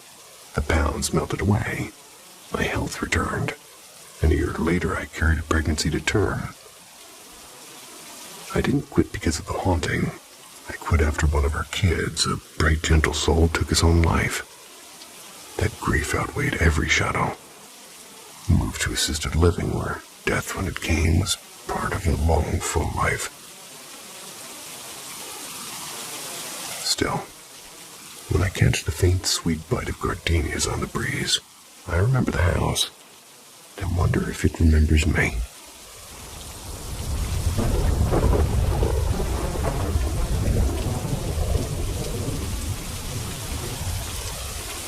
Midnight locks and lake shadows. Back in high school, one of my closest friends had a family lake house. It's a place his grandparents left to his parents. He'd lived there from 1990 until a strange night in the summer of '93. According to my friend, his mom shook him and his little sister awake around 3 a.m. They said that they had to leave immediately. No fire, no storm, just urgency. They drove to an all-night diner. They stayed until the first hint of sunrise. By noon, they'd packed essentials. They'd left the house behind. They never moved back. To this day, his mother shuts down any question about that night. And the family still owns the property. 2 houses on lakefront land that would now be worth a fortune. The electricity remains connected. His dad swings by occasionally to make sure nothing collapses. Naturally, we had to see it for ourselves. So one chilly evening, we pulled up a long gravel drive. A motion sensor floodlight blinked on and started bright, and it didn't fade. The deadbolt on the front door, one of those key on both sides locks, it clicked open under my friend's key. From the moment we stepped inside, there was that deep, spine-prickling sense that eyes were on us. So we wandered for maybe half an hour. Upstairs, another door needed a key from either side. And beyond it, time had frozen. Furniture arranged neatly. A child's nursery waited as if it was needed an occupant to wake. And a dust-rimmed kettle still resting on the stove, and the air felt too still, like it was waiting. When we finally headed toward the garage to leave, the night got worse. I fumbled with the lock and turned to ask for more light, just as a pebble came skimming from the dark hall and struck my shoe. All 3 of my friends stood frozen, hands empty. I jammed keys into the stubborn lock, and at last the garage door groaned upward about 2 feet, and just enough for the floodlight to reveal a single wooden chair. The chair shot sideways and crashed into a wall with a violence I can't quite put into words. The garage door slammed shut so hard the frame rattled.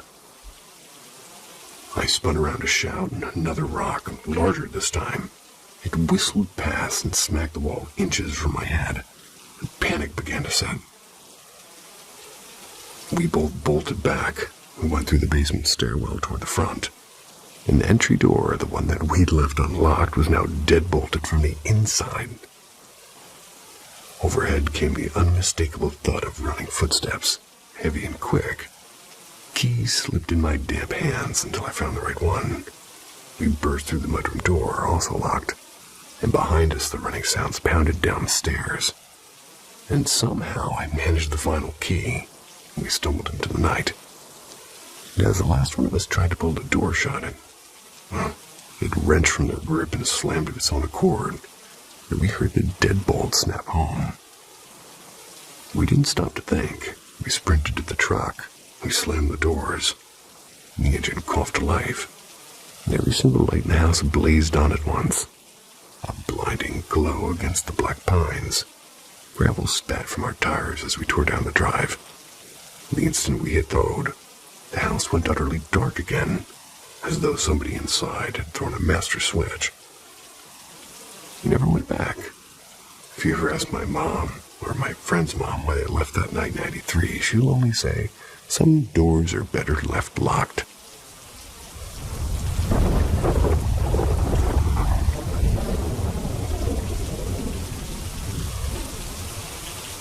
The quiet tag. At another bend in life's road, I once imagined myself running a funeral home. If fortune favored me, I think I still would.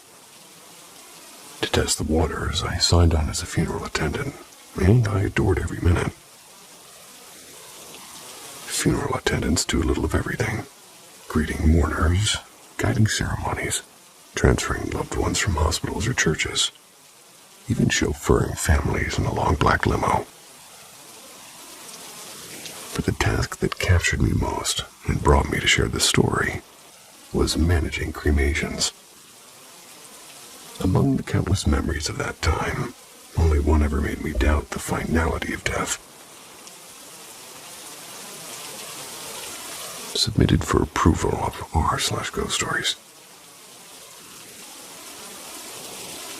She was just 18, a bright-eyed girl who ended her life after a bitter breakup. When I was there for every step, her visitation, a family drive, and finally her cremation. Her family's kindness lingers with me still, and so does a small detail. She adored cherry Coke. I think of her every time I crack one open, actually. The evening of her visitation was cold and damp. Coffee steamed on the refreshment table. Cookies were still warm, and of course the cherry Coke was perfectly chilled. By 7, the family began to arrive. Quiet conversation and soft weeping filling the air. And it was my job to welcome them, to give them space, and then always, the hardest moment, to gently explain why those double doors stayed shut until they were ready.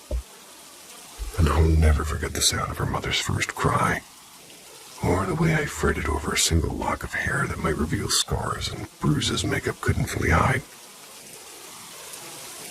Earlier, an aunt had kind of brought a pale blue scarf.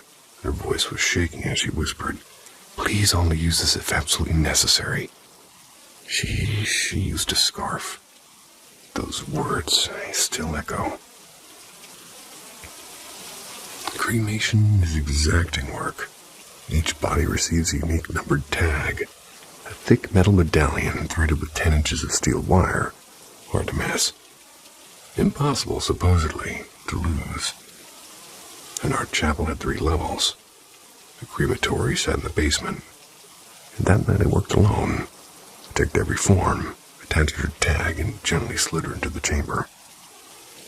Cremation times vary. 1 to 4 hours, depending on the container. Well, she had none, so it was quicker, and afterwards, as her remains cooled on a small platform, I began the final step, separating the metal from bone fragments. And that's when the panic hit. The tag was gone. I sifted the ashes by hand, bone by bone. I swept the chamber again and again. Nothing. A cold dread pooled in my stomach. Losing a tag is a grave failure. I reached for my phone to call the manager. I froze because there, perfectly centered on top of the remains, lay the tag. Not hidden, not half buried, but resting flat as if carefully placed by unseen hands. To this day, I believe that she was teasing me. One last bit of mischief before our paths diverged forever.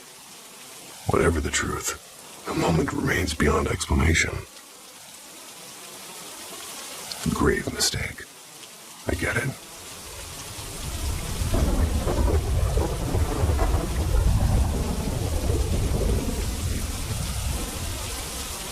The Midnight Shuffle. I'll keep this brief. My sister's bed's pressed next to mine. So close it might as well be a giant nightstand. Before turning in, though, I placed tomorrow's clothes and my glasses on her bed. The glasses at the far end and the clothes neatly folded nearby. Around 2 a.m., I woke for no reason, grabbed my iPad to play a quick game, reached for my glasses so I could head down to the bathroom. And they were gone. Not just misplaced, but gone. And the clothes, well, they'd been dragged across the mattress, now bunched up near my face. My first thought is maybe my sister had moved them. But she doesn't live here, no keys, zero chance. When I finally spotted my glasses, they were at the foot of my bed. They were neatly paired with my chargers as if placed there with intent. I went to the bathroom, my brain buzzing, but I told myself to wait until morning. My grandmother lived with me too, and well, maybe she had a reason.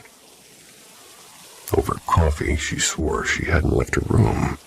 She's a light sleeper and would have noticed if she had. Could I have sleepwalked? Unlikely. I've never done that before. And I don't fit the pattern for late onset sleepwalker. Plus, I sleep like a locked box, feet tucked exactly the same way when I woke. And sleepwalkers don't usually relocate things with such precision. It's usually clumsy and repetitive motions. That leaves nothing. My grandmother doesn't sleepwalk either. I've had insomnia and occasional sleep paralysis during stressful weeks, but nothing that explains this too-perfect rearrangement. Just something strange that tiptoed through my night and left the mystery folded at the foot of my bed. Well, if any of you are sleepwalking right now, walk yourself over to somebody and recommend Paranormal M. The narrator salutes you, which is me. Sweet dreams. Bye-bye.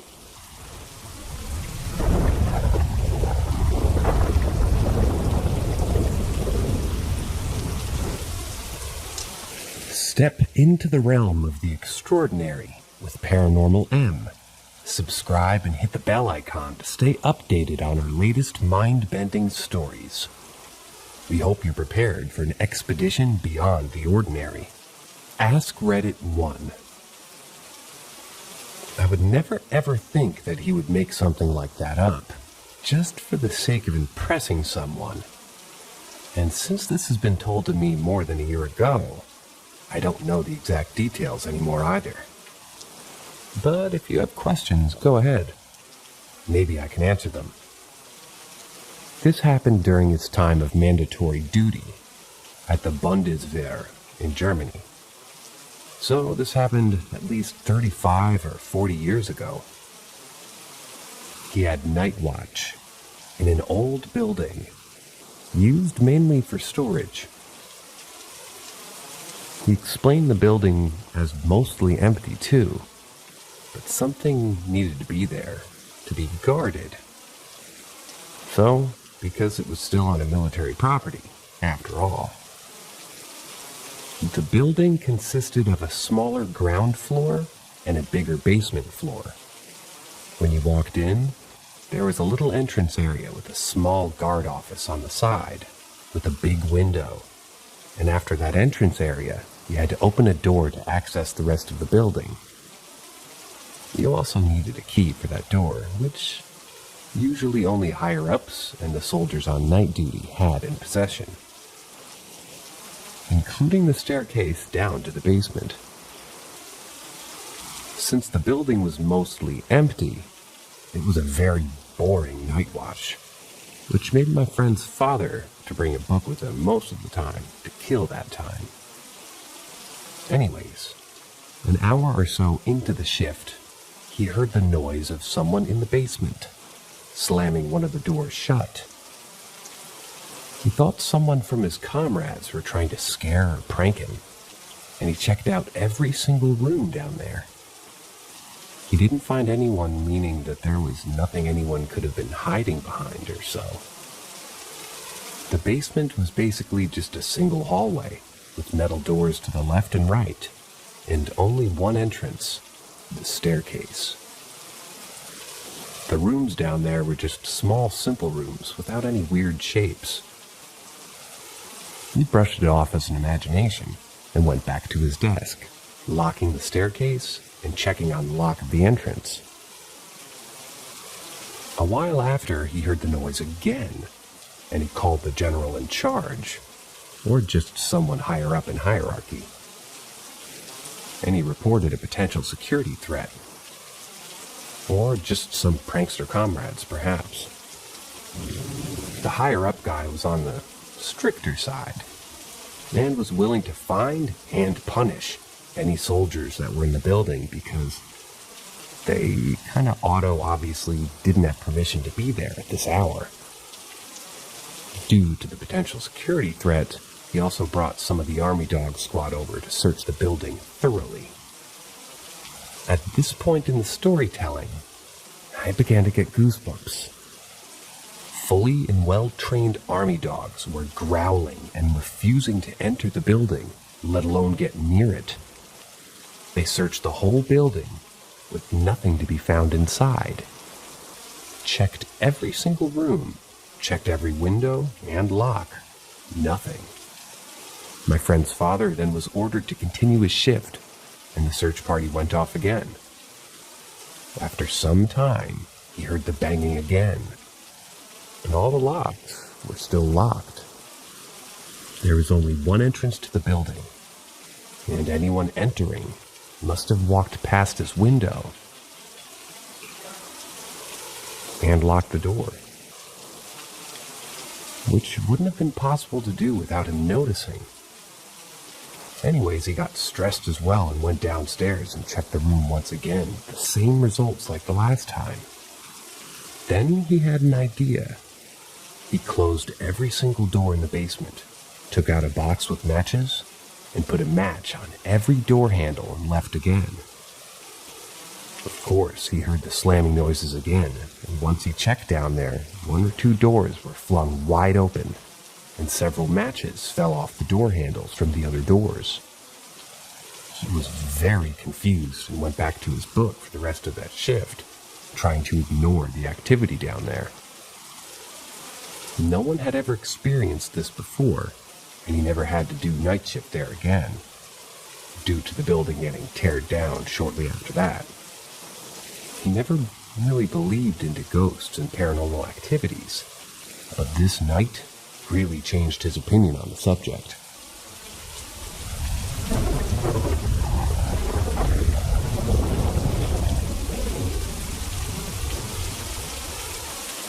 I saw a ghost truck. So this was 2 years ago, England, on January 1st. I'm a 22-year-old female in this story. I had a severe workplace accident and was rushed to the hospital, had a concussion and some nerve damage in my back. A few days later, I could go home and my mom, 50, picked me up. She picked me up around 9 p.m. and her house is around 2 hours away, so it was pretty dark. My mom had always said that she felt odd when driving on a specific stretch of road, but I never thought anything of it because I already knew that she hated driving at night. She gets the creeps easily. Anyway, we saw a bright red car take over our car. They were going pretty fast, but nothing was coming towards us, and like I said, it was a straight road, so not that dangerous, all things considered. But as it was alongside of us, we saw it go through a misty white truck coming towards it. I gasped and covered my eyes, expecting impact, but nothing. The car just got carried on like nothing happened. My first instinct was, okay, calm down. You have a concussion, you're seeing shit, right? I look over, and my mom, no pun intended, looks like she's seen a ghost. Even though the car was pretty dim, I could see her knuckles tight on the wheel and her eyes are wide. I'm almost certain if the road wasn't straight, we would have crashed because I've never seen her that shocked before. I asked, "Did you see what I saw?" And without hesitation, she said, "That car just went through a truck." We both were pretty quiet on the way home. Although I noticed that she put on the radio, probably to distract her, and she all but jogged into the house from the driveway. All things considered, I still can't explain what we saw. My mom refuses to use that road whenever possible. We've talked about it since, but really can't wrap our heads around it.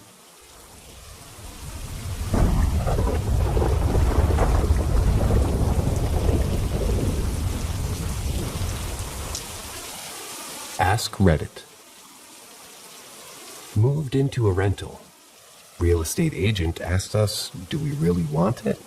And warned us of a quote-unquote entity as he showed us pictures of the exiting report for previous tenants and the entry report for us. Big black orb in different spots in the pictures, but followed him around as he took those pics. We, of course, didn't care. Didn't get bad vibes. A few months of living there, felt something like something else was there without seeing them. Hearing our names being called, and no one was calling them. Then one day, looking down the hallway to the laundry, a little girl was standing there.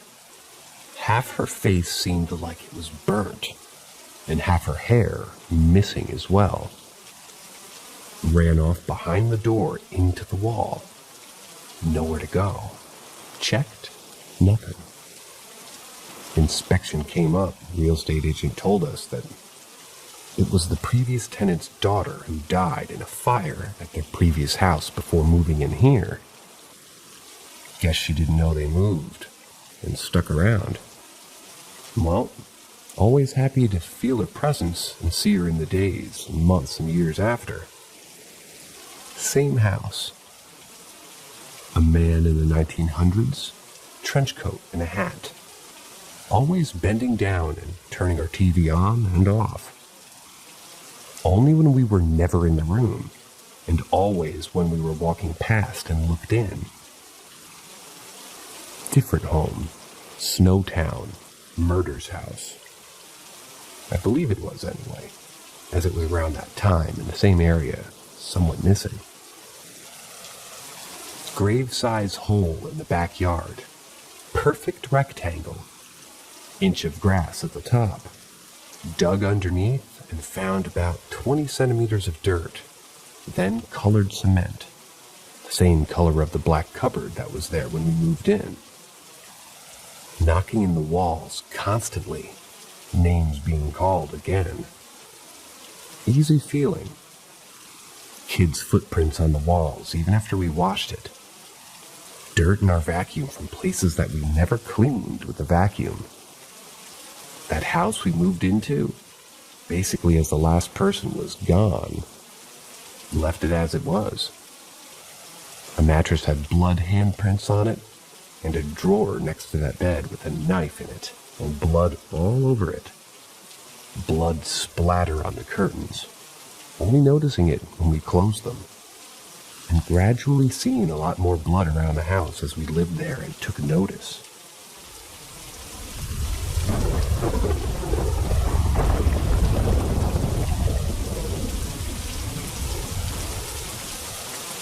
Gnome? Missy? What do you think they are? Plus a personal story. I have so many questions I'd love to discuss. Do they exist? Are they natural creatures and spirits or interdimensional beings, aliens, jinn? And are they good, bad, or indifferent? Why do they appear in folklore across the world and in unrelated cultures? I hope you enjoy my comment, pasted below. I'd love to hear your stories or cultural beliefs about them. Man, I'm so shy to share, because it really seems far-fetched. It was towards Christmas time, important later, and my spouse and I were hanging out at home. I looked up, still in the house, and saw him standing there. He looked just like a stereotypical garden gnome, red cap, beard, and all. My memory is that his eyes got a little wide when he saw me looking, and he gave me what seemed like a jaunty little wave and a smile. Anyway, I turned to get my spouse's attention to see if he could see it too. When I looked back, he disappeared. I searched the whole house trying to prove to myself that I didn't imagine it. My spouse, being Norwegian, believes that it was a Tom Tennessee. Excuse my pronunciation. Tom Tennessee, maybe. Which is why I mention it being Christmas time. I've questioned myself thousands of times since that I wasn't asleep, impaired in any way, or have a tendency to hallucinate. One reason we might have attracted one, if it was real, is that we've always left a plate out for any creature on New Year's Eve. Typically a sweet, a little pickled herring and a drink of some sort. But just to be friendly. I usually leave out a needle and thread as well so they could repair their clothes. In the morning, I take the remains outside for scavengers. Kinda saw it as a harmless little tradition that my husband's family does. But I'm a little more deliberate about not forgetting to leave it out these days. So, that's my story. I'm not convinced that it's logical in any way, but I do like the idea of there being a little magic left in this world, huh?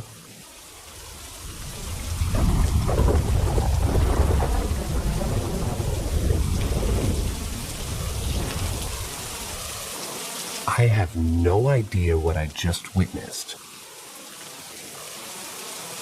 Not safe for work. I just noted it, so watch out.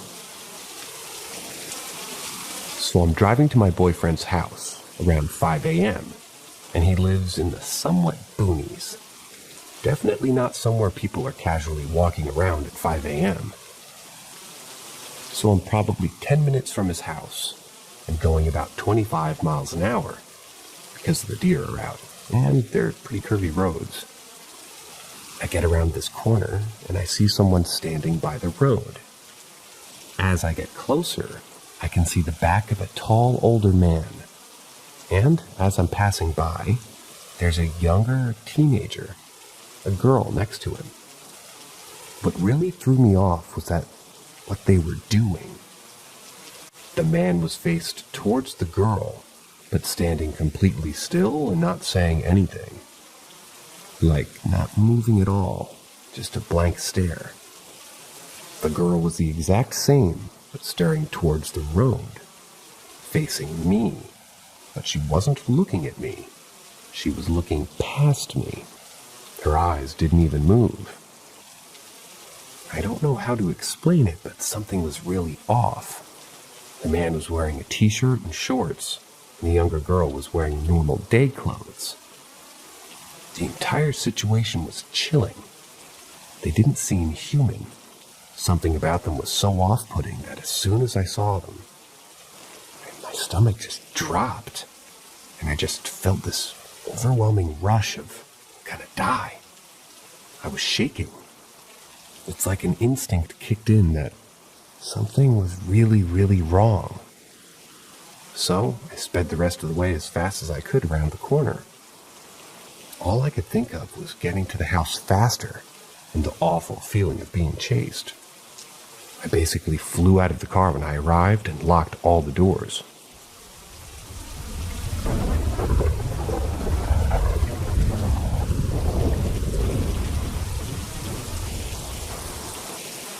One of the times I was homeless, this might have been 2015. It had been about 8 months, and I'd gotten into the swing of being homeless. Like I had a routine of what I would do and whatever. One day I'm sitting beside this construction yard, waiting for the dealer to come by. And this random dude comes out of nowhere. He starts talking crazy talk, like immediately. I realize there's something wrong with this guy mentally. Just his actions and the way that he was move his head and the way that he spoke, sort of like a deaf person, told me something was wrong with him. But we spoke for a while, and he started getting into this story about aliens and UFOs. And that's my kind of shit. So I'm like, nice. And he sees I get kind of visibly excited about talking to him. and he starts drawing on the sand on the floor. I used to play a lot of Kerbal Space Program, and I know a bit about the stars, and I realize this dude is 100% correct in all the things that he's saying. He drew the Pleiades.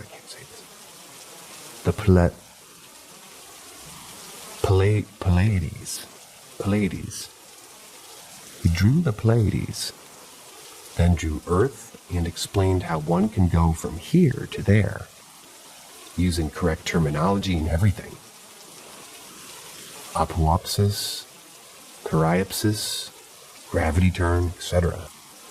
But then he points to the spot in the middle, between Earth and Pleiades, and says, "But this is where they stop you if you try to go." Now I'm super interested, and I'm like, who? He says they're people with metal wings who travel without a spaceship. And when they're down to Earth, they fly and land like birds. And then their wings turn to bone and flesh, and they become arms.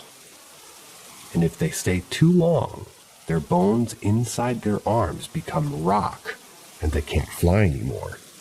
So they choose to do evil things to draw attention until they come get fetched by the others.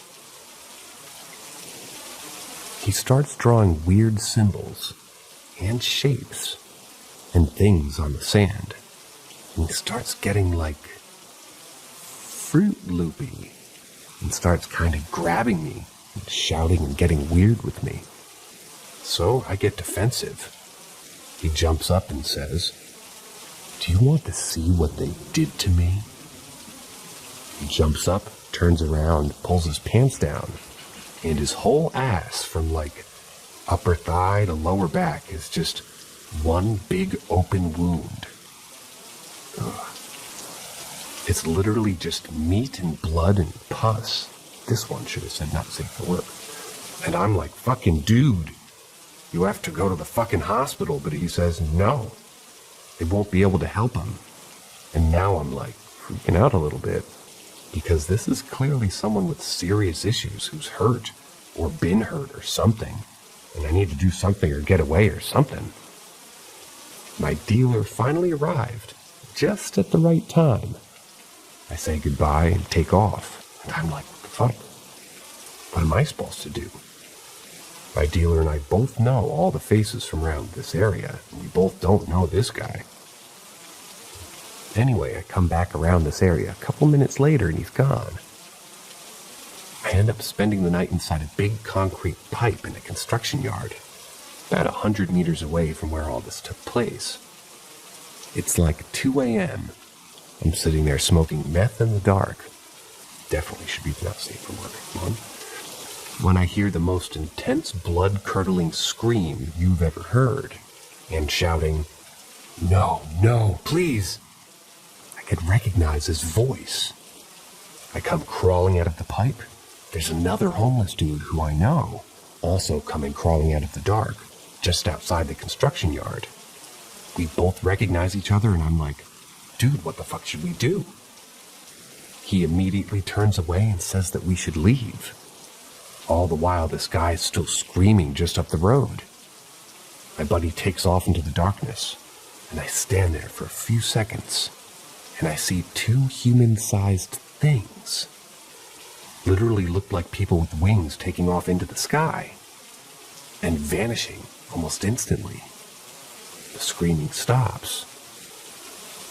I'm trying to figure out if my eyes are playing tricks on me.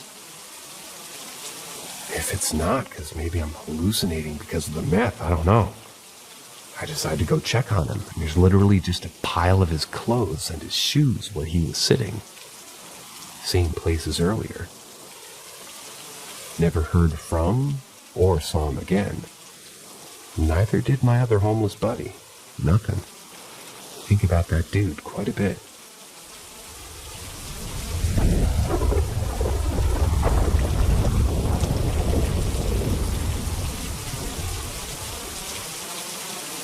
Ask Reddit. So one night I'm about to go to sleep, and I stare out my window in boredom, as I have terrible insomnia. I hear something moving, like a rat. I assumed it was a rat, as we did have a rat problem at the time. But it sounded just different enough to be something else. It went on for a while.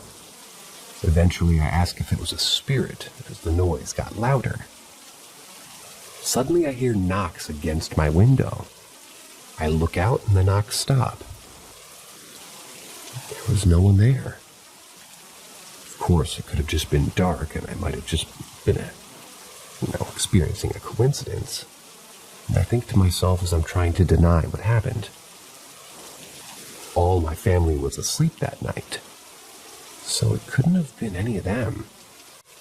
I tried to think of the people that it could have been. Why is this relevant, you ask? Because about 5 seconds later, I hear the same knocking on my door. I go to peek out, but nothing's there and the lights in the hallway are off. At this point, I decide to stay in my bed underneath the covers out of fear. When I hear the knocking a third time and final time, it was coming from my closed closet door. No one could have gotten into my room. Even when I opened the door, I only opened it enough to get a good look at the hallway. The reason I don't think it's a prank is because that day I spent like 90% of my time in my room. If someone were to sneak into my closet and knock from the inside, they would have had to be in my closet for at least a few hours minimum. I would have also had to hear them leave my room, which I didn't hear the entire rest of the night. I do believe it was a spirit, as I did ask if someone was there.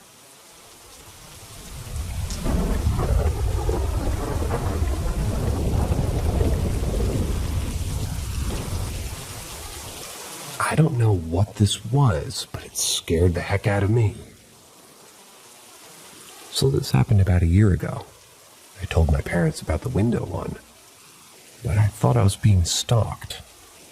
I did tell my other parent about the party one, but my stepmom said that it wasn't actually a person, and my dad laughed because he thought that we were just joking. I didn't tell anyone about the other one. I don't know if this counts, but there have been a couple of times that I've seen paranormal things. The first time I was at my birthday party. We were talking 12 at night. And we heard scratching and something circling the tent. Then my boyfriend at the time looked out all the windows in the tent. Context, we were sleeping outside the house in my dad's tent. And he yelled out, "Whoever's there, fuck off!" And then proceeded to look at the rest of the windows. And on the last one, on the other side of the trampoline, there was a black figure, crouched, sort of sitting there. He said, "Fuck," and closed the window as quickly as humanly possible. Then, about 2 months later, I was turning over to get comfortable, and I caught a glimpse of a black face pressed against my window. I turned to look again, and there was a black figure looking in my window. So I turned around and pretended not to see it. The thing is that the window is very close to the back door, and those doors aren't locked. As are pretty much any in our house. So I went to sleep and tried not to think about it. But then about 2 months after, I was trying to sleep at my mom's house, and I was thinking of all the people and the pets that have died that I loved. And my headphones were sitting on my laptop, right? And I had my back to the desk where all my stuff was. And suddenly I hear a crash. Not that loud, but just the sound of something falling. I turn around, and my headphones are lying on the ground. The next night I was facing my desk. All the stuff I put on the desk. I'm facing the desk, and one of the ear parts of the headphones moved a bit towards the edge. So I freaked out and got up and thought to myself, nope, I'm not in the mood for this. So I picked up the headphones off the laptop and placed them on the ground. I have no explanation for any of these. The body of the figure at my birthday party was pitch black. The face in my window was pitch black. There was no reason for my headphones to be moving. No explanation. Please, somebody tell me if this means that I'm haunted or something. I'm scared.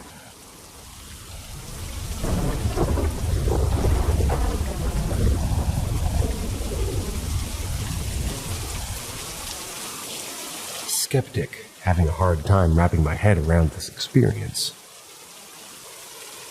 I'm a skeptic, though I used to be obsessed with ghosts, and even ghost hunting for years with my sister.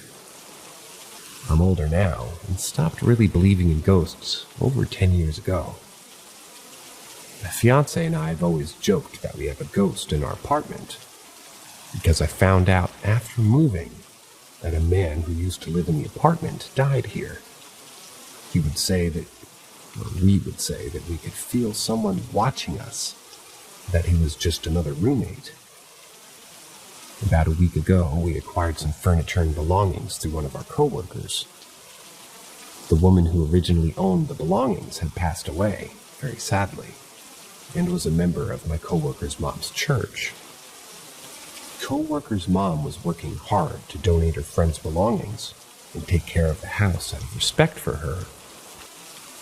It was a really kind thing, and my fiancé and I loved that these women were doing so much for this woman who didn't have anything else when she passed away. My fiancé and I acquired the sofa, some lamps, an old jewelry box, and vintage clip-on earrings, an entertainment stand, and a very old antique black and white TV. She was a big antique collector. We began joking that we probably have 2 ghosts now, and a new roommate. Then last night happened. It's only my fiancé, me, and our huge cat Nacho. We lived in the apartment. I woke up to use the restroom at about 3:30 a.m. And when I got back to bed, my cat came and laid down on my chest, and we were cuddling for about 5 minutes or so, when I heard a loud noise outside her door, which was open. My fiancé didn't hear as he was laying on his good ear, deaf in the other. And I woke him up by being startled, and I said, "What was that? Did you hear that?" To which he replied, "No, I was lying on my good ear." To which I replied, "There was a loud sound outside the bedroom. What do you think it was?" He shrugged, and all he said was, "The ghosts," before falling back to sleep. I got up and walked out of the bedroom to where the noise came from and saw what it was. My fiancé has a big medical-style bag that he uses for all his work supplies, tools, and things like that. When he comes home, he always sets it onto the lidded trash can that we have in the hallway outside the bedroom. It's a clean and new trash can from the apartment complex, and hasn't been used yet, so not gross. What I had heard was that heavy bag fall off the light plastic trash can that it was sitting on. I found it lying upside down on the floor in front of the trash can with some of the tools spread out on the hardwood floor. I picked everything up and decided to place the bag on the sofa instead and go back to bed.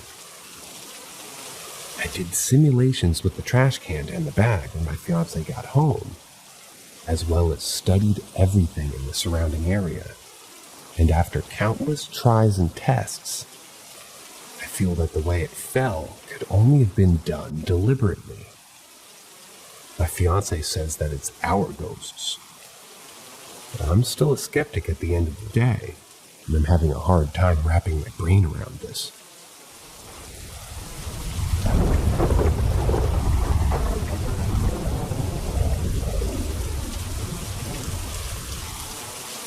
The Wounded Warrior. It's just past 2 a.m. And currently, as I type this, sitting in the middle of a remote field in North Carolina. Without giving too much detail, I'm in the military. You can infer as to which branch and base on your own. And my buddy, I'll just call him Eddie, and I were helping conduct a field exercise. We're not the ones training. We're the ones that get to sit in the field from 10 p.m. to 9 a.m., freezing our asses off and reading a pre-written script over the radio every 15-30 minutes, so that the guys working up for deployment can practice listening to enemy comms. After our last comm window, I call up my buddy at the other far end of the LZ to check in on him. I'd mentioned that as we had such frequent radio checks scheduled throughout the night, though the time stretched to about an hour apart at this point, and it was suggested that we try to get some sleep, I don't really trust myself to fall asleep, because I regularly sleep through alarms, or just autopilot hit the snooze button like some half-conscious zombie. That's when he tells me, "Oh, trust me, I ain't sleeping tonight." And the way he said it seemed odd. Not like he was agreeing. He was just afraid to sleep through his alarms. But like there is an entirely different reason. That maybe he'd be pulling an all-nighter. So naturally I asked him why. And now I'm really wishing I hadn't. He goes on to describe seeing a person walking up to him from the tall grass. Thinking it was simply one of the guys doing dismounted reconnaissance, and just not being very stealthy, he shined his headlamp on him. What he saw was a guy in a full kit, wearing old BDUs, with his left arm missing, and his head hanging lazily on his shoulder, as if it had been blown pretty much most of the way off. Eddie says the guy didn't look at him at all and walked straight into the tree line. He claims to have seen him as clear as day. Now, Eddie and I aren't super close, but we are work friends. That said, we don't exactly have the dynamic to mess with each other like this, and I've never known him to be disingenuous. He sounded noticeably shaken, and I have no reason not to believe him. I've always believed in the supernatural to at least some extent, though to which I'm not quite sure.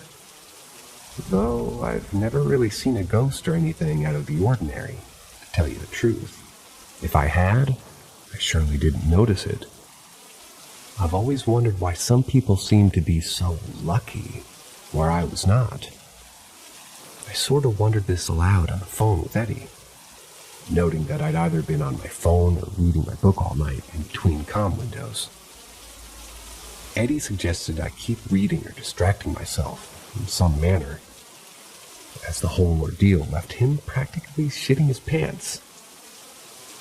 Part of me is sort of just jealous of him, if I'm being completely honest. I've always thought it'd be really cool to see something like that. Another part of me hopes I continue on with my night in blissful ignorance, peacefully unaware of the things that go bump in the night. If you made it this far, thanks for reading. At first, my only concern was sleeping through my alarms. Now I've got a whole new reason as to why I'll be wide awake. Thanks, Eddie.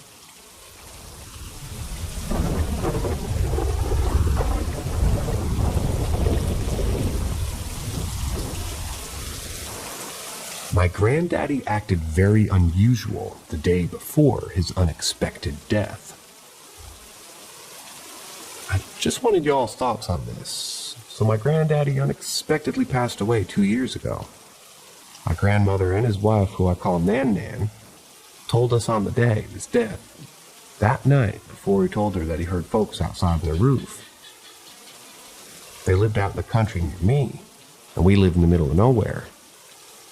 She said it spooked him enough to go outside with a gun and a flashlight looking around. He found nothing. The day of his death, she said that she was at Harvey's supermarket walking out and randomly shows up and motions for her to come to him. She said they small talked for a minute. Then when she was leaving to go, she said she grabbed her hand and wouldn't let go for a while and said, "I'll see you at the house." He was not a romantic or sensual guy at all. so this was very out of character for him. About 30 minutes later, she got a call saying he was dead. The EMTs say that he thinks that he had died going over a bridge to the interstate. And then his truck rolled over the bank and off to the side of the interstate. So it wasn't a collision that caused him to die. I don't like to talk to Man because it just gets so worked up, but I'd just like to hear some of y'all's thoughts about that. I thought those were very strange experiences. He also died alone, which is the saddest part. So no one really knows exactly what happened.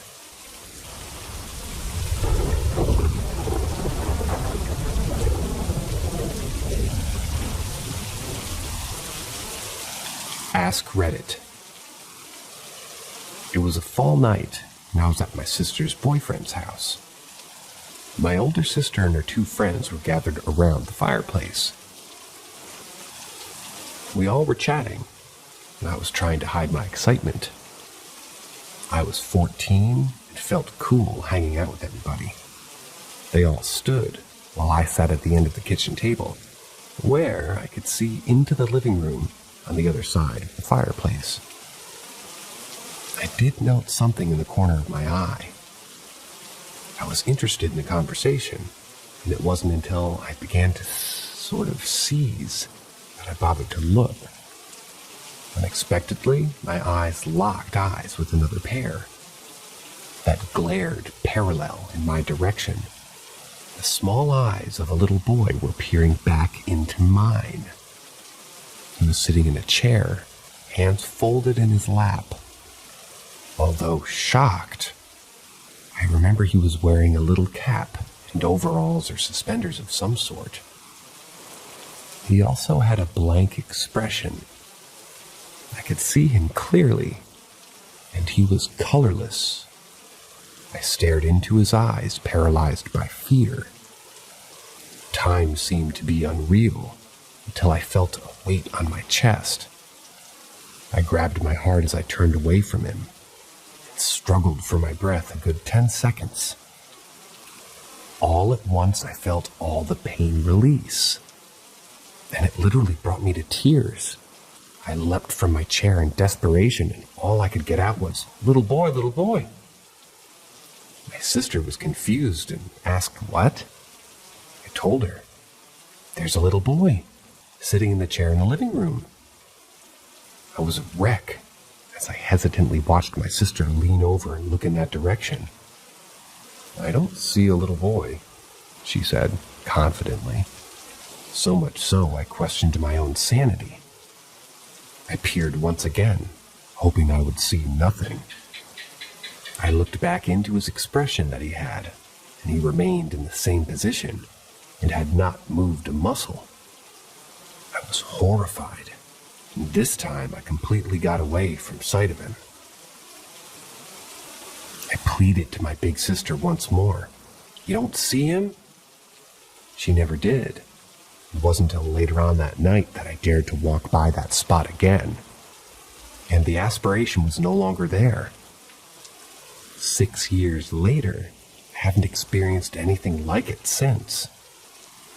Yet, there's an explanation for this story. Her boyfriend's dad was an older man that lived in the old farmhouse his whole life. He shared with us years later that he had an older brother that he never met because he passed due to an illness at a very young age. Just so happens, what is now the living room was the little boy's bedroom in the past. My sister is now married to her then boyfriend, and his father passed away recently. The house is cute and turned 100 recently. I find it eerie how there was a collection of paranormal events there in the past. Yet nowadays it seems quiet. I guess the spirit is happy.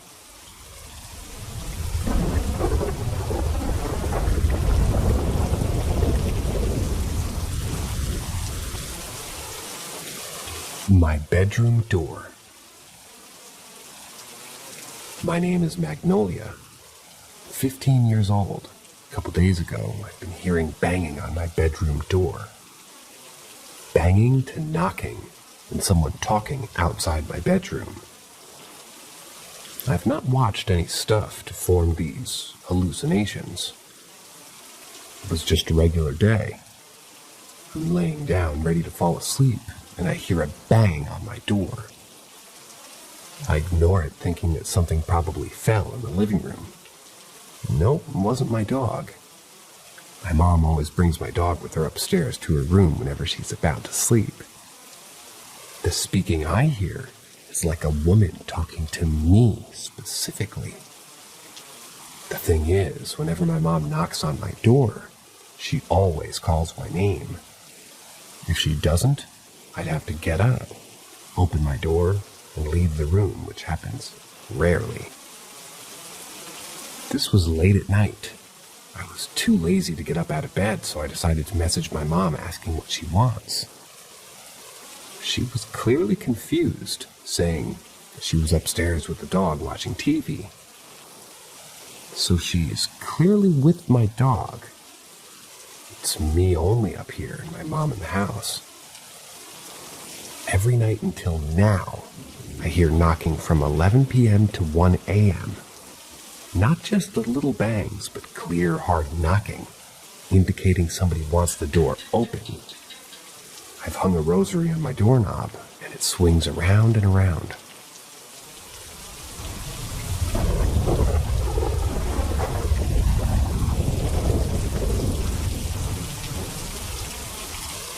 Encounter in the Mojave. I live in rural southern Nevada. A buddy of mine and I encountered what we decided to be a skinwalker one night while we were sharing a bottle of whiskey. It was late. I was sort of living on the edge of town, fairly close to the open desert. I don't remember the time.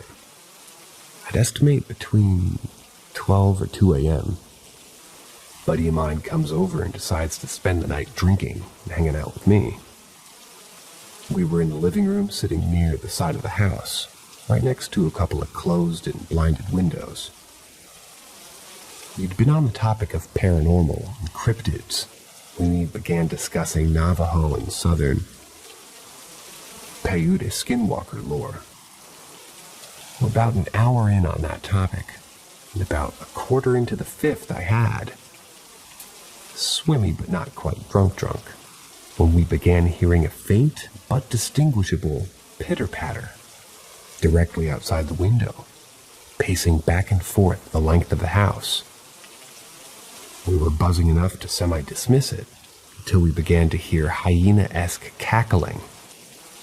At that point, we figured that we had maybe attracted one to us by speaking of them, which is a staple of their lore, by the way.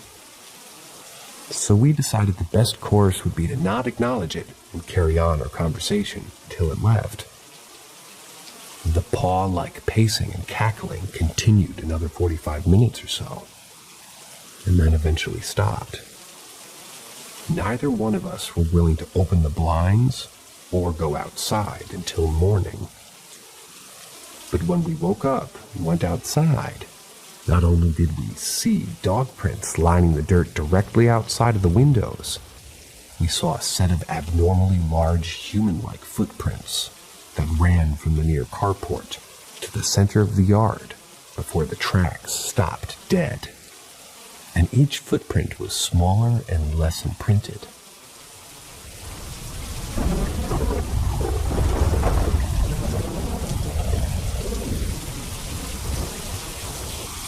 I think I have a guardian angel.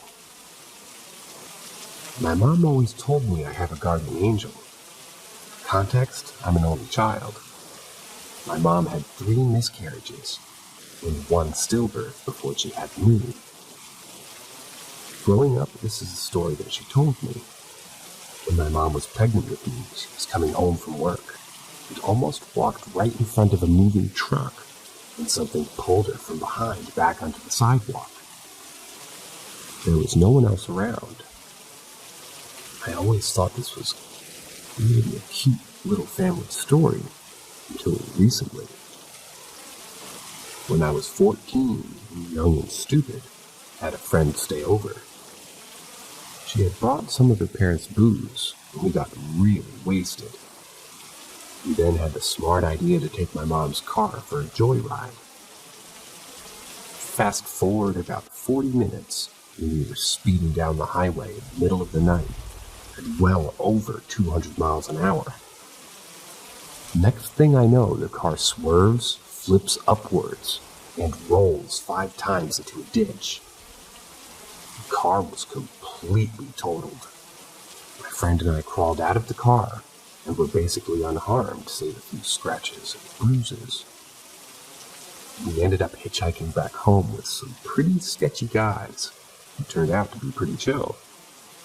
They dropped us off at my house and even gave us a pack of cigarettes. The next morning, my mom saw the car was gone and called the police to report it stolen. When the police found the car, they told my mom that, judging by the state of the car, whoever was inside should be dead. I never stopped to think that maybe something that night was watching over me, until about a week ago. My grandma was sick and dying from cancer. She decided that she wanted to be at home for those last few weeks. She died just over a week ago. The day before she died, I was sitting next to her bed, just reading the news to her, and I thought she was asleep. She rolled over, eyes open, looked at me and said, "Who's that?" I said, "Grandma, it's me." And she said, "Who is that person standing behind you?" My blood ran cold. I said, "Grandma, there's no one else here. It's just me and you." And she rolled over and fell back asleep. That really freaked me out. Then I remember the story my mom told me, and how I should have died in the car accident when I was 14. Grandma was on a lot of drugs at that time, but I believe she saw something. So yeah, a guardian angel. Something that's been with me since I was born, and think about it.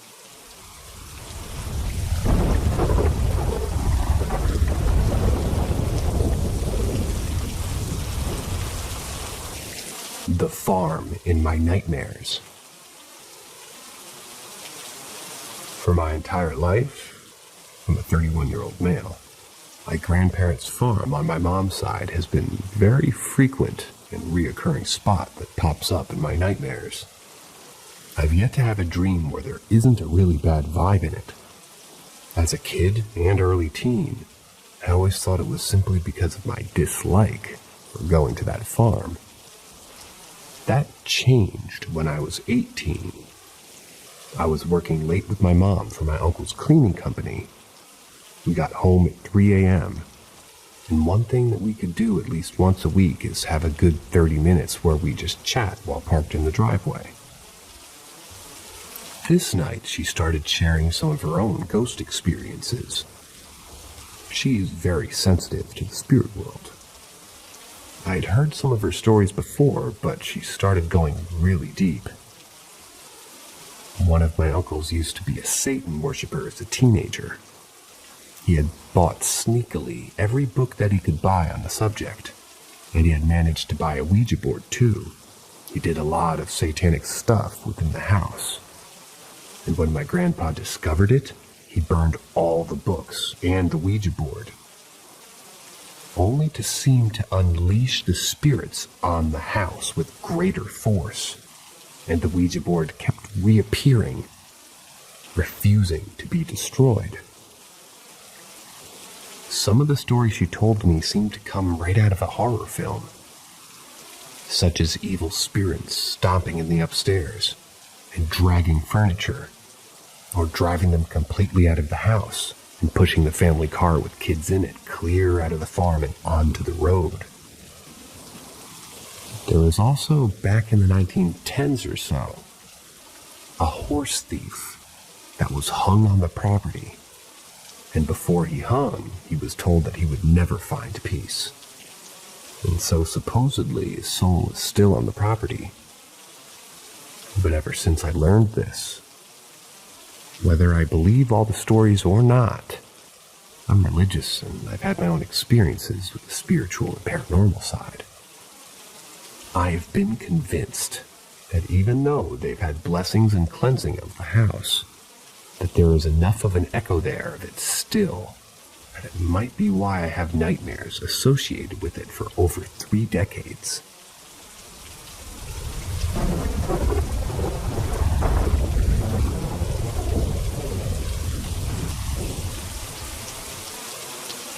I thought she was my mom.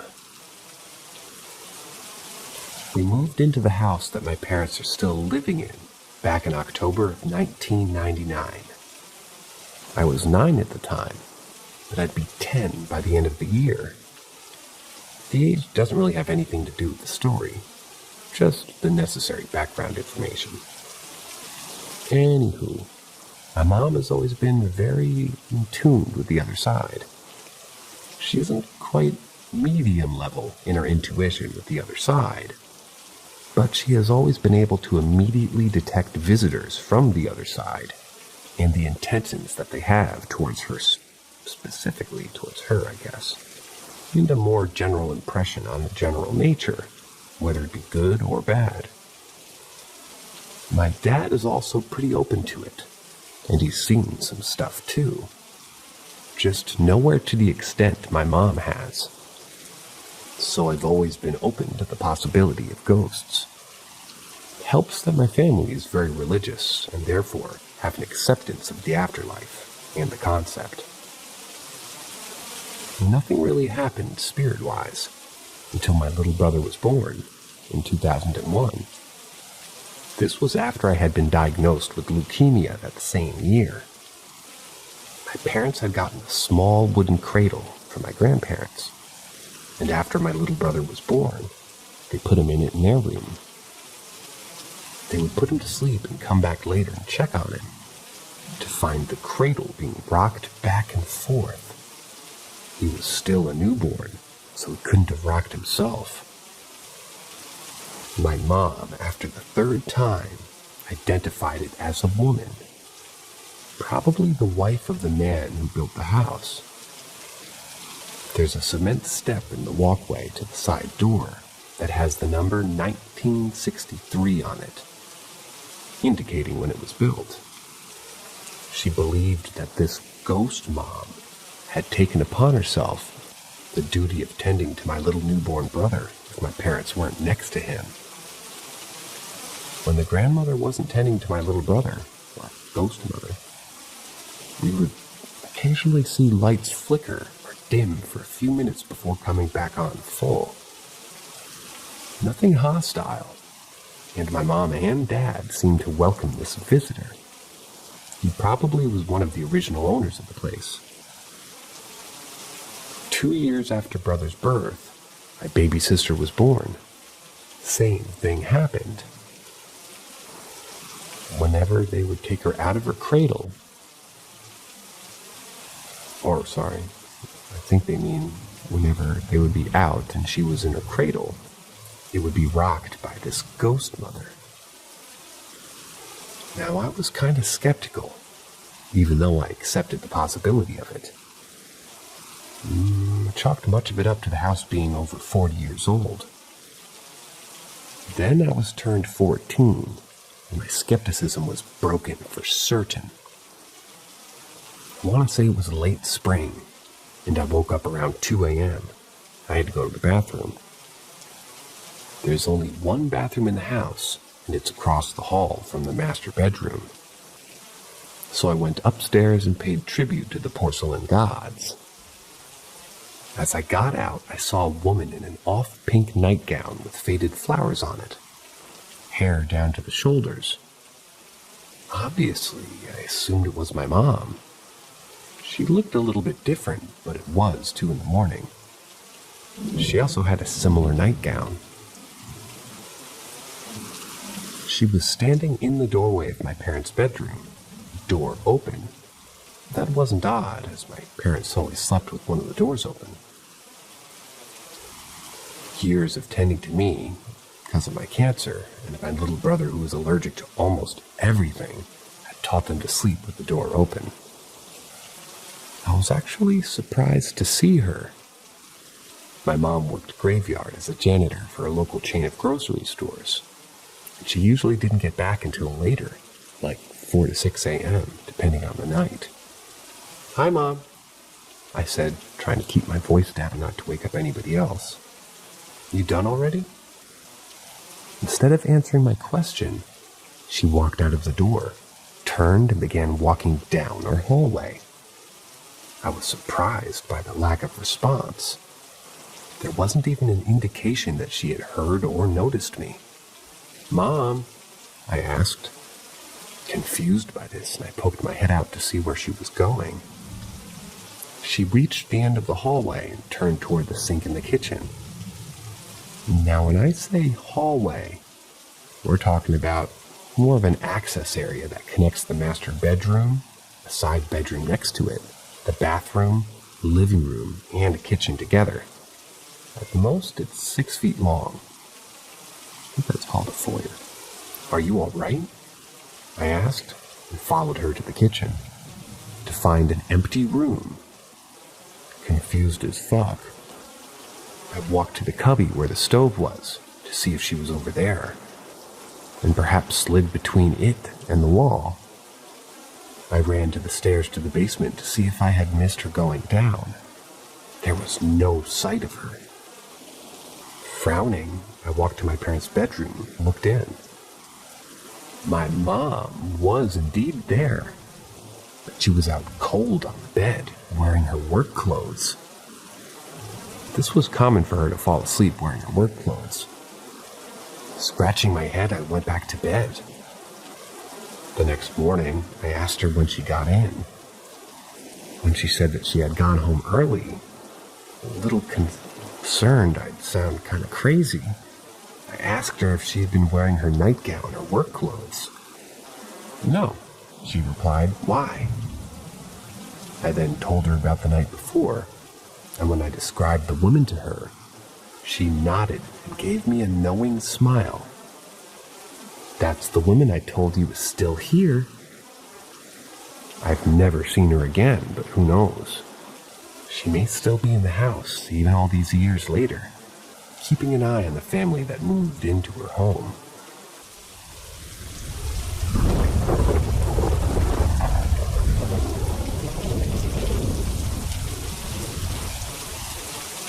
Chaplain Snoo, Order of St. John Chaplain, and demonologist here.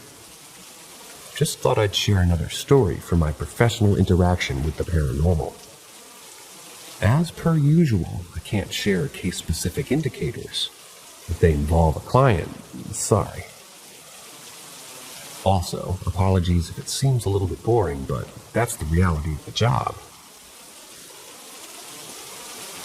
The Dark Room. This was an interesting case where someone had a room in their house that they believed was haunted. It was a storage room that they weren't really using.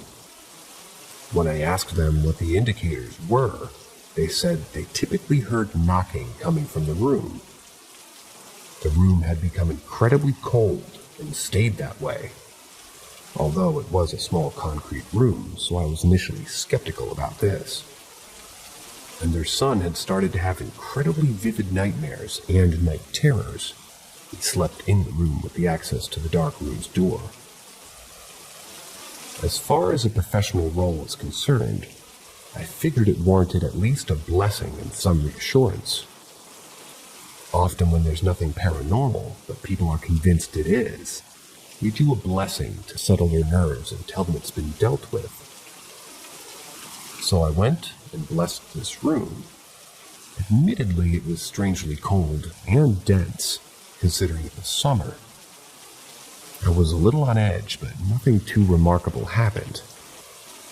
When it came to the nightmares, I didn't think too much on this, so just reassured them to tell their son that he would be safe from this point onward. He was at school when I visited at the time. However, that evening I had some incredibly vivid dreams of being hunted by a cloaked figure. Every time I went back to sleep, I was being hunted in different places.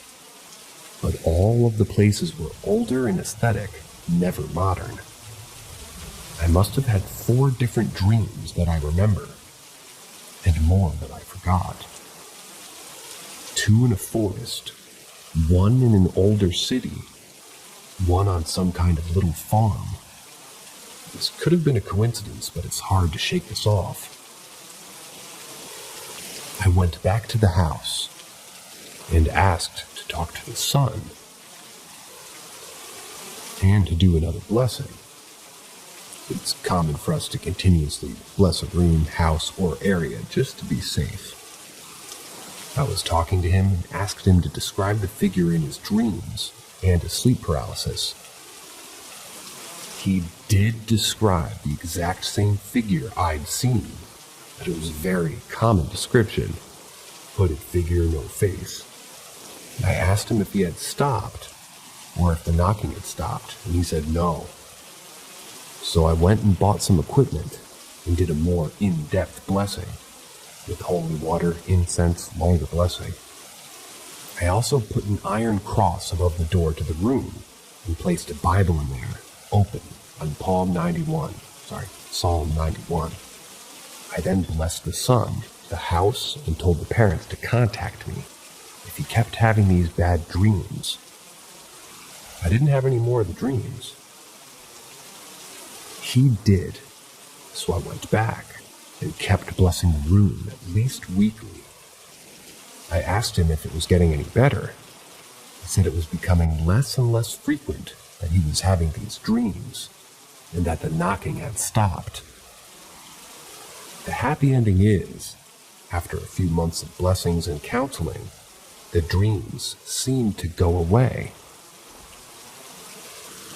This case will always be an interesting one, at least for me, because it skirts that line of mundane coincidence versus paranormal event. It may have been completely psychological, and my interventions helped him to develop some resilience and stop having panic-induced recurrent nightmares. But either way, I was just glad it seemed to have stopped.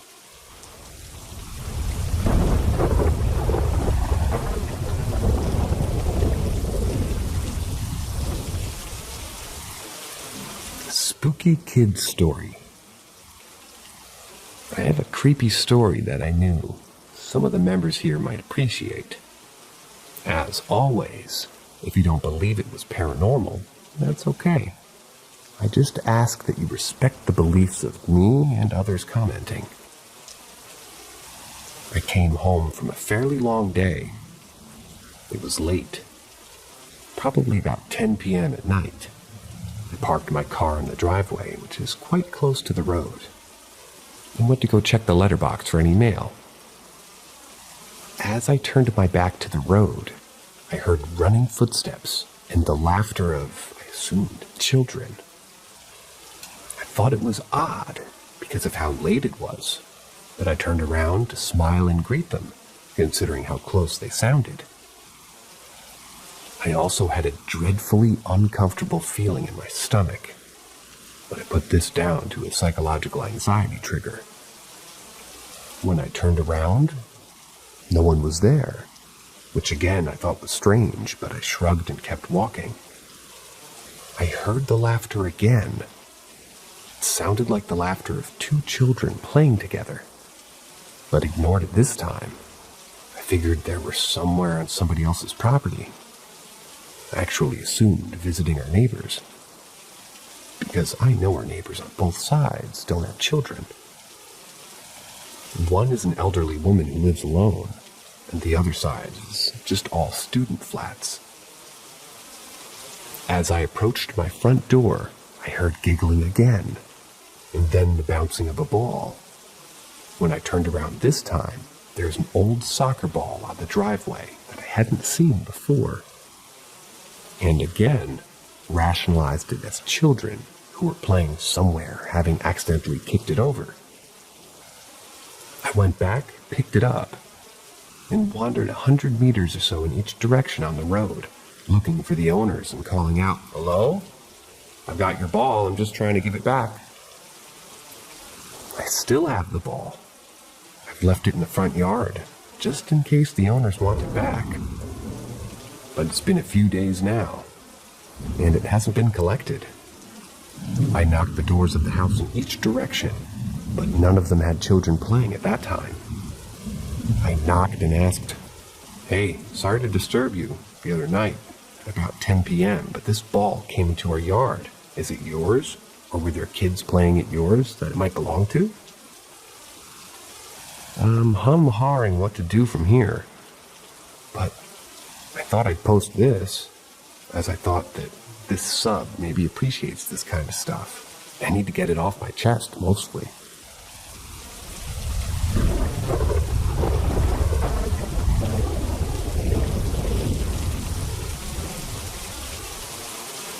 They know me, and I genuinely don't know them. My mom and I were picking up our dog at the vet, following a day at daycare, followed by a checkup. As soon as she saw us, the girl working the desk looked around my age, got really excited, got up from her seat, ran over to us, and hugged me. She exclaimed, "Oh my God, hi." My name, Phil. "Hi, Mrs." my last name. I was just confused. She said, "We went to the elementary school together." I played along, laughing that I kind of have a bad memory. While we talked, and on the drive home, I tried to rationalize it. She was probably a kid who was there 1 year and left the next. It made sense that she knew my mom because she was big in the PTA, especially when I was in grade school, and helped out a lot with the other kids in the reading groups and such. What I didn't get was exactly why did it warrant a hug? When I got home, I couldn't stop thinking about the encounter. To ease my strange feeling, I pulled out all 4 yearbooks I had from grade school. Each one I scoured my grade, looking for her. She wasn't in any of them. Not that strange. Plenty of kids don't show up for pictures. However, the unpictured kids were listed by name. This girl's name was nowhere to be found. I tried all the other grades. Perhaps she was an advanced student, or in one of the music classes that incorporated all grades. Nothing. I reasoned that perhaps she had changed her name from what I knew her as. However, she told me her name to try to jog my memory. You'd think that she would have said the name that I would recognize.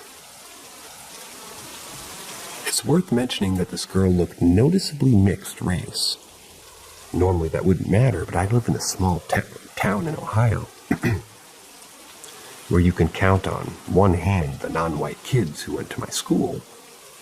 It was very notable when a black kid moved to town and attended school for 2 years before moving again. If I'd seen her before, I'd have thought it'd be memorable.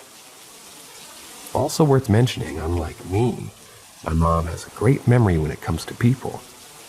And like me, she had no idea who the girl was. And at that age, she would have made a big deal about any girl who made friends with me.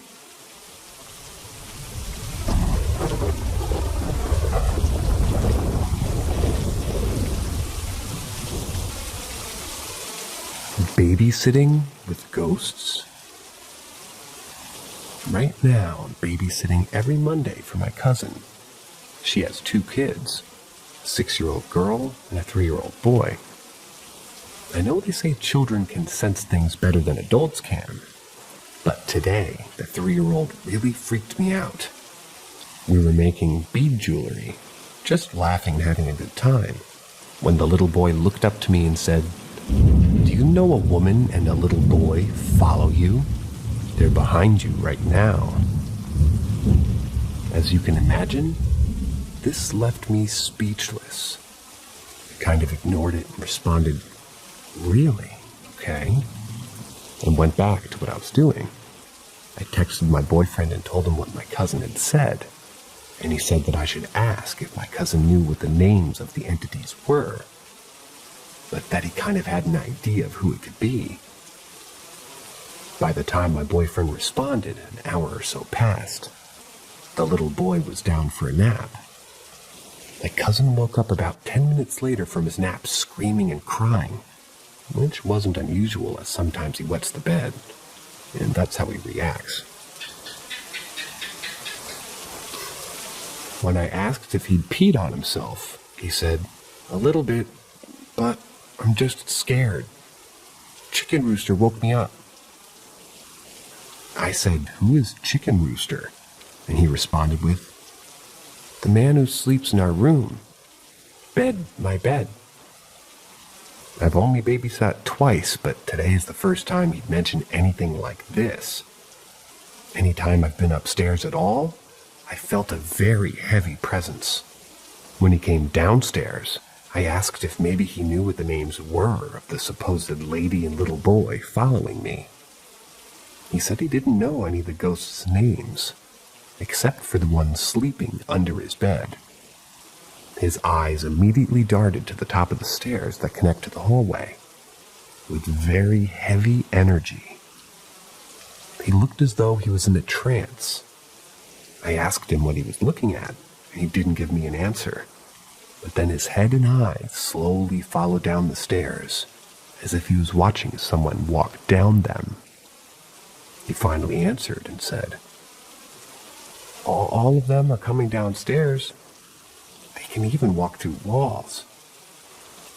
I wish this little boy was making it up, but the context of his first comment and the seriousness and scaredness in his voice tells me he's very serious. What is following me? And is this little boy okay?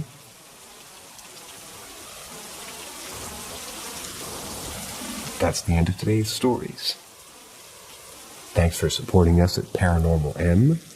And, as the narrator, I must apologize for both my gecko and the thunderstorm that is just going crazy outside. Until next time.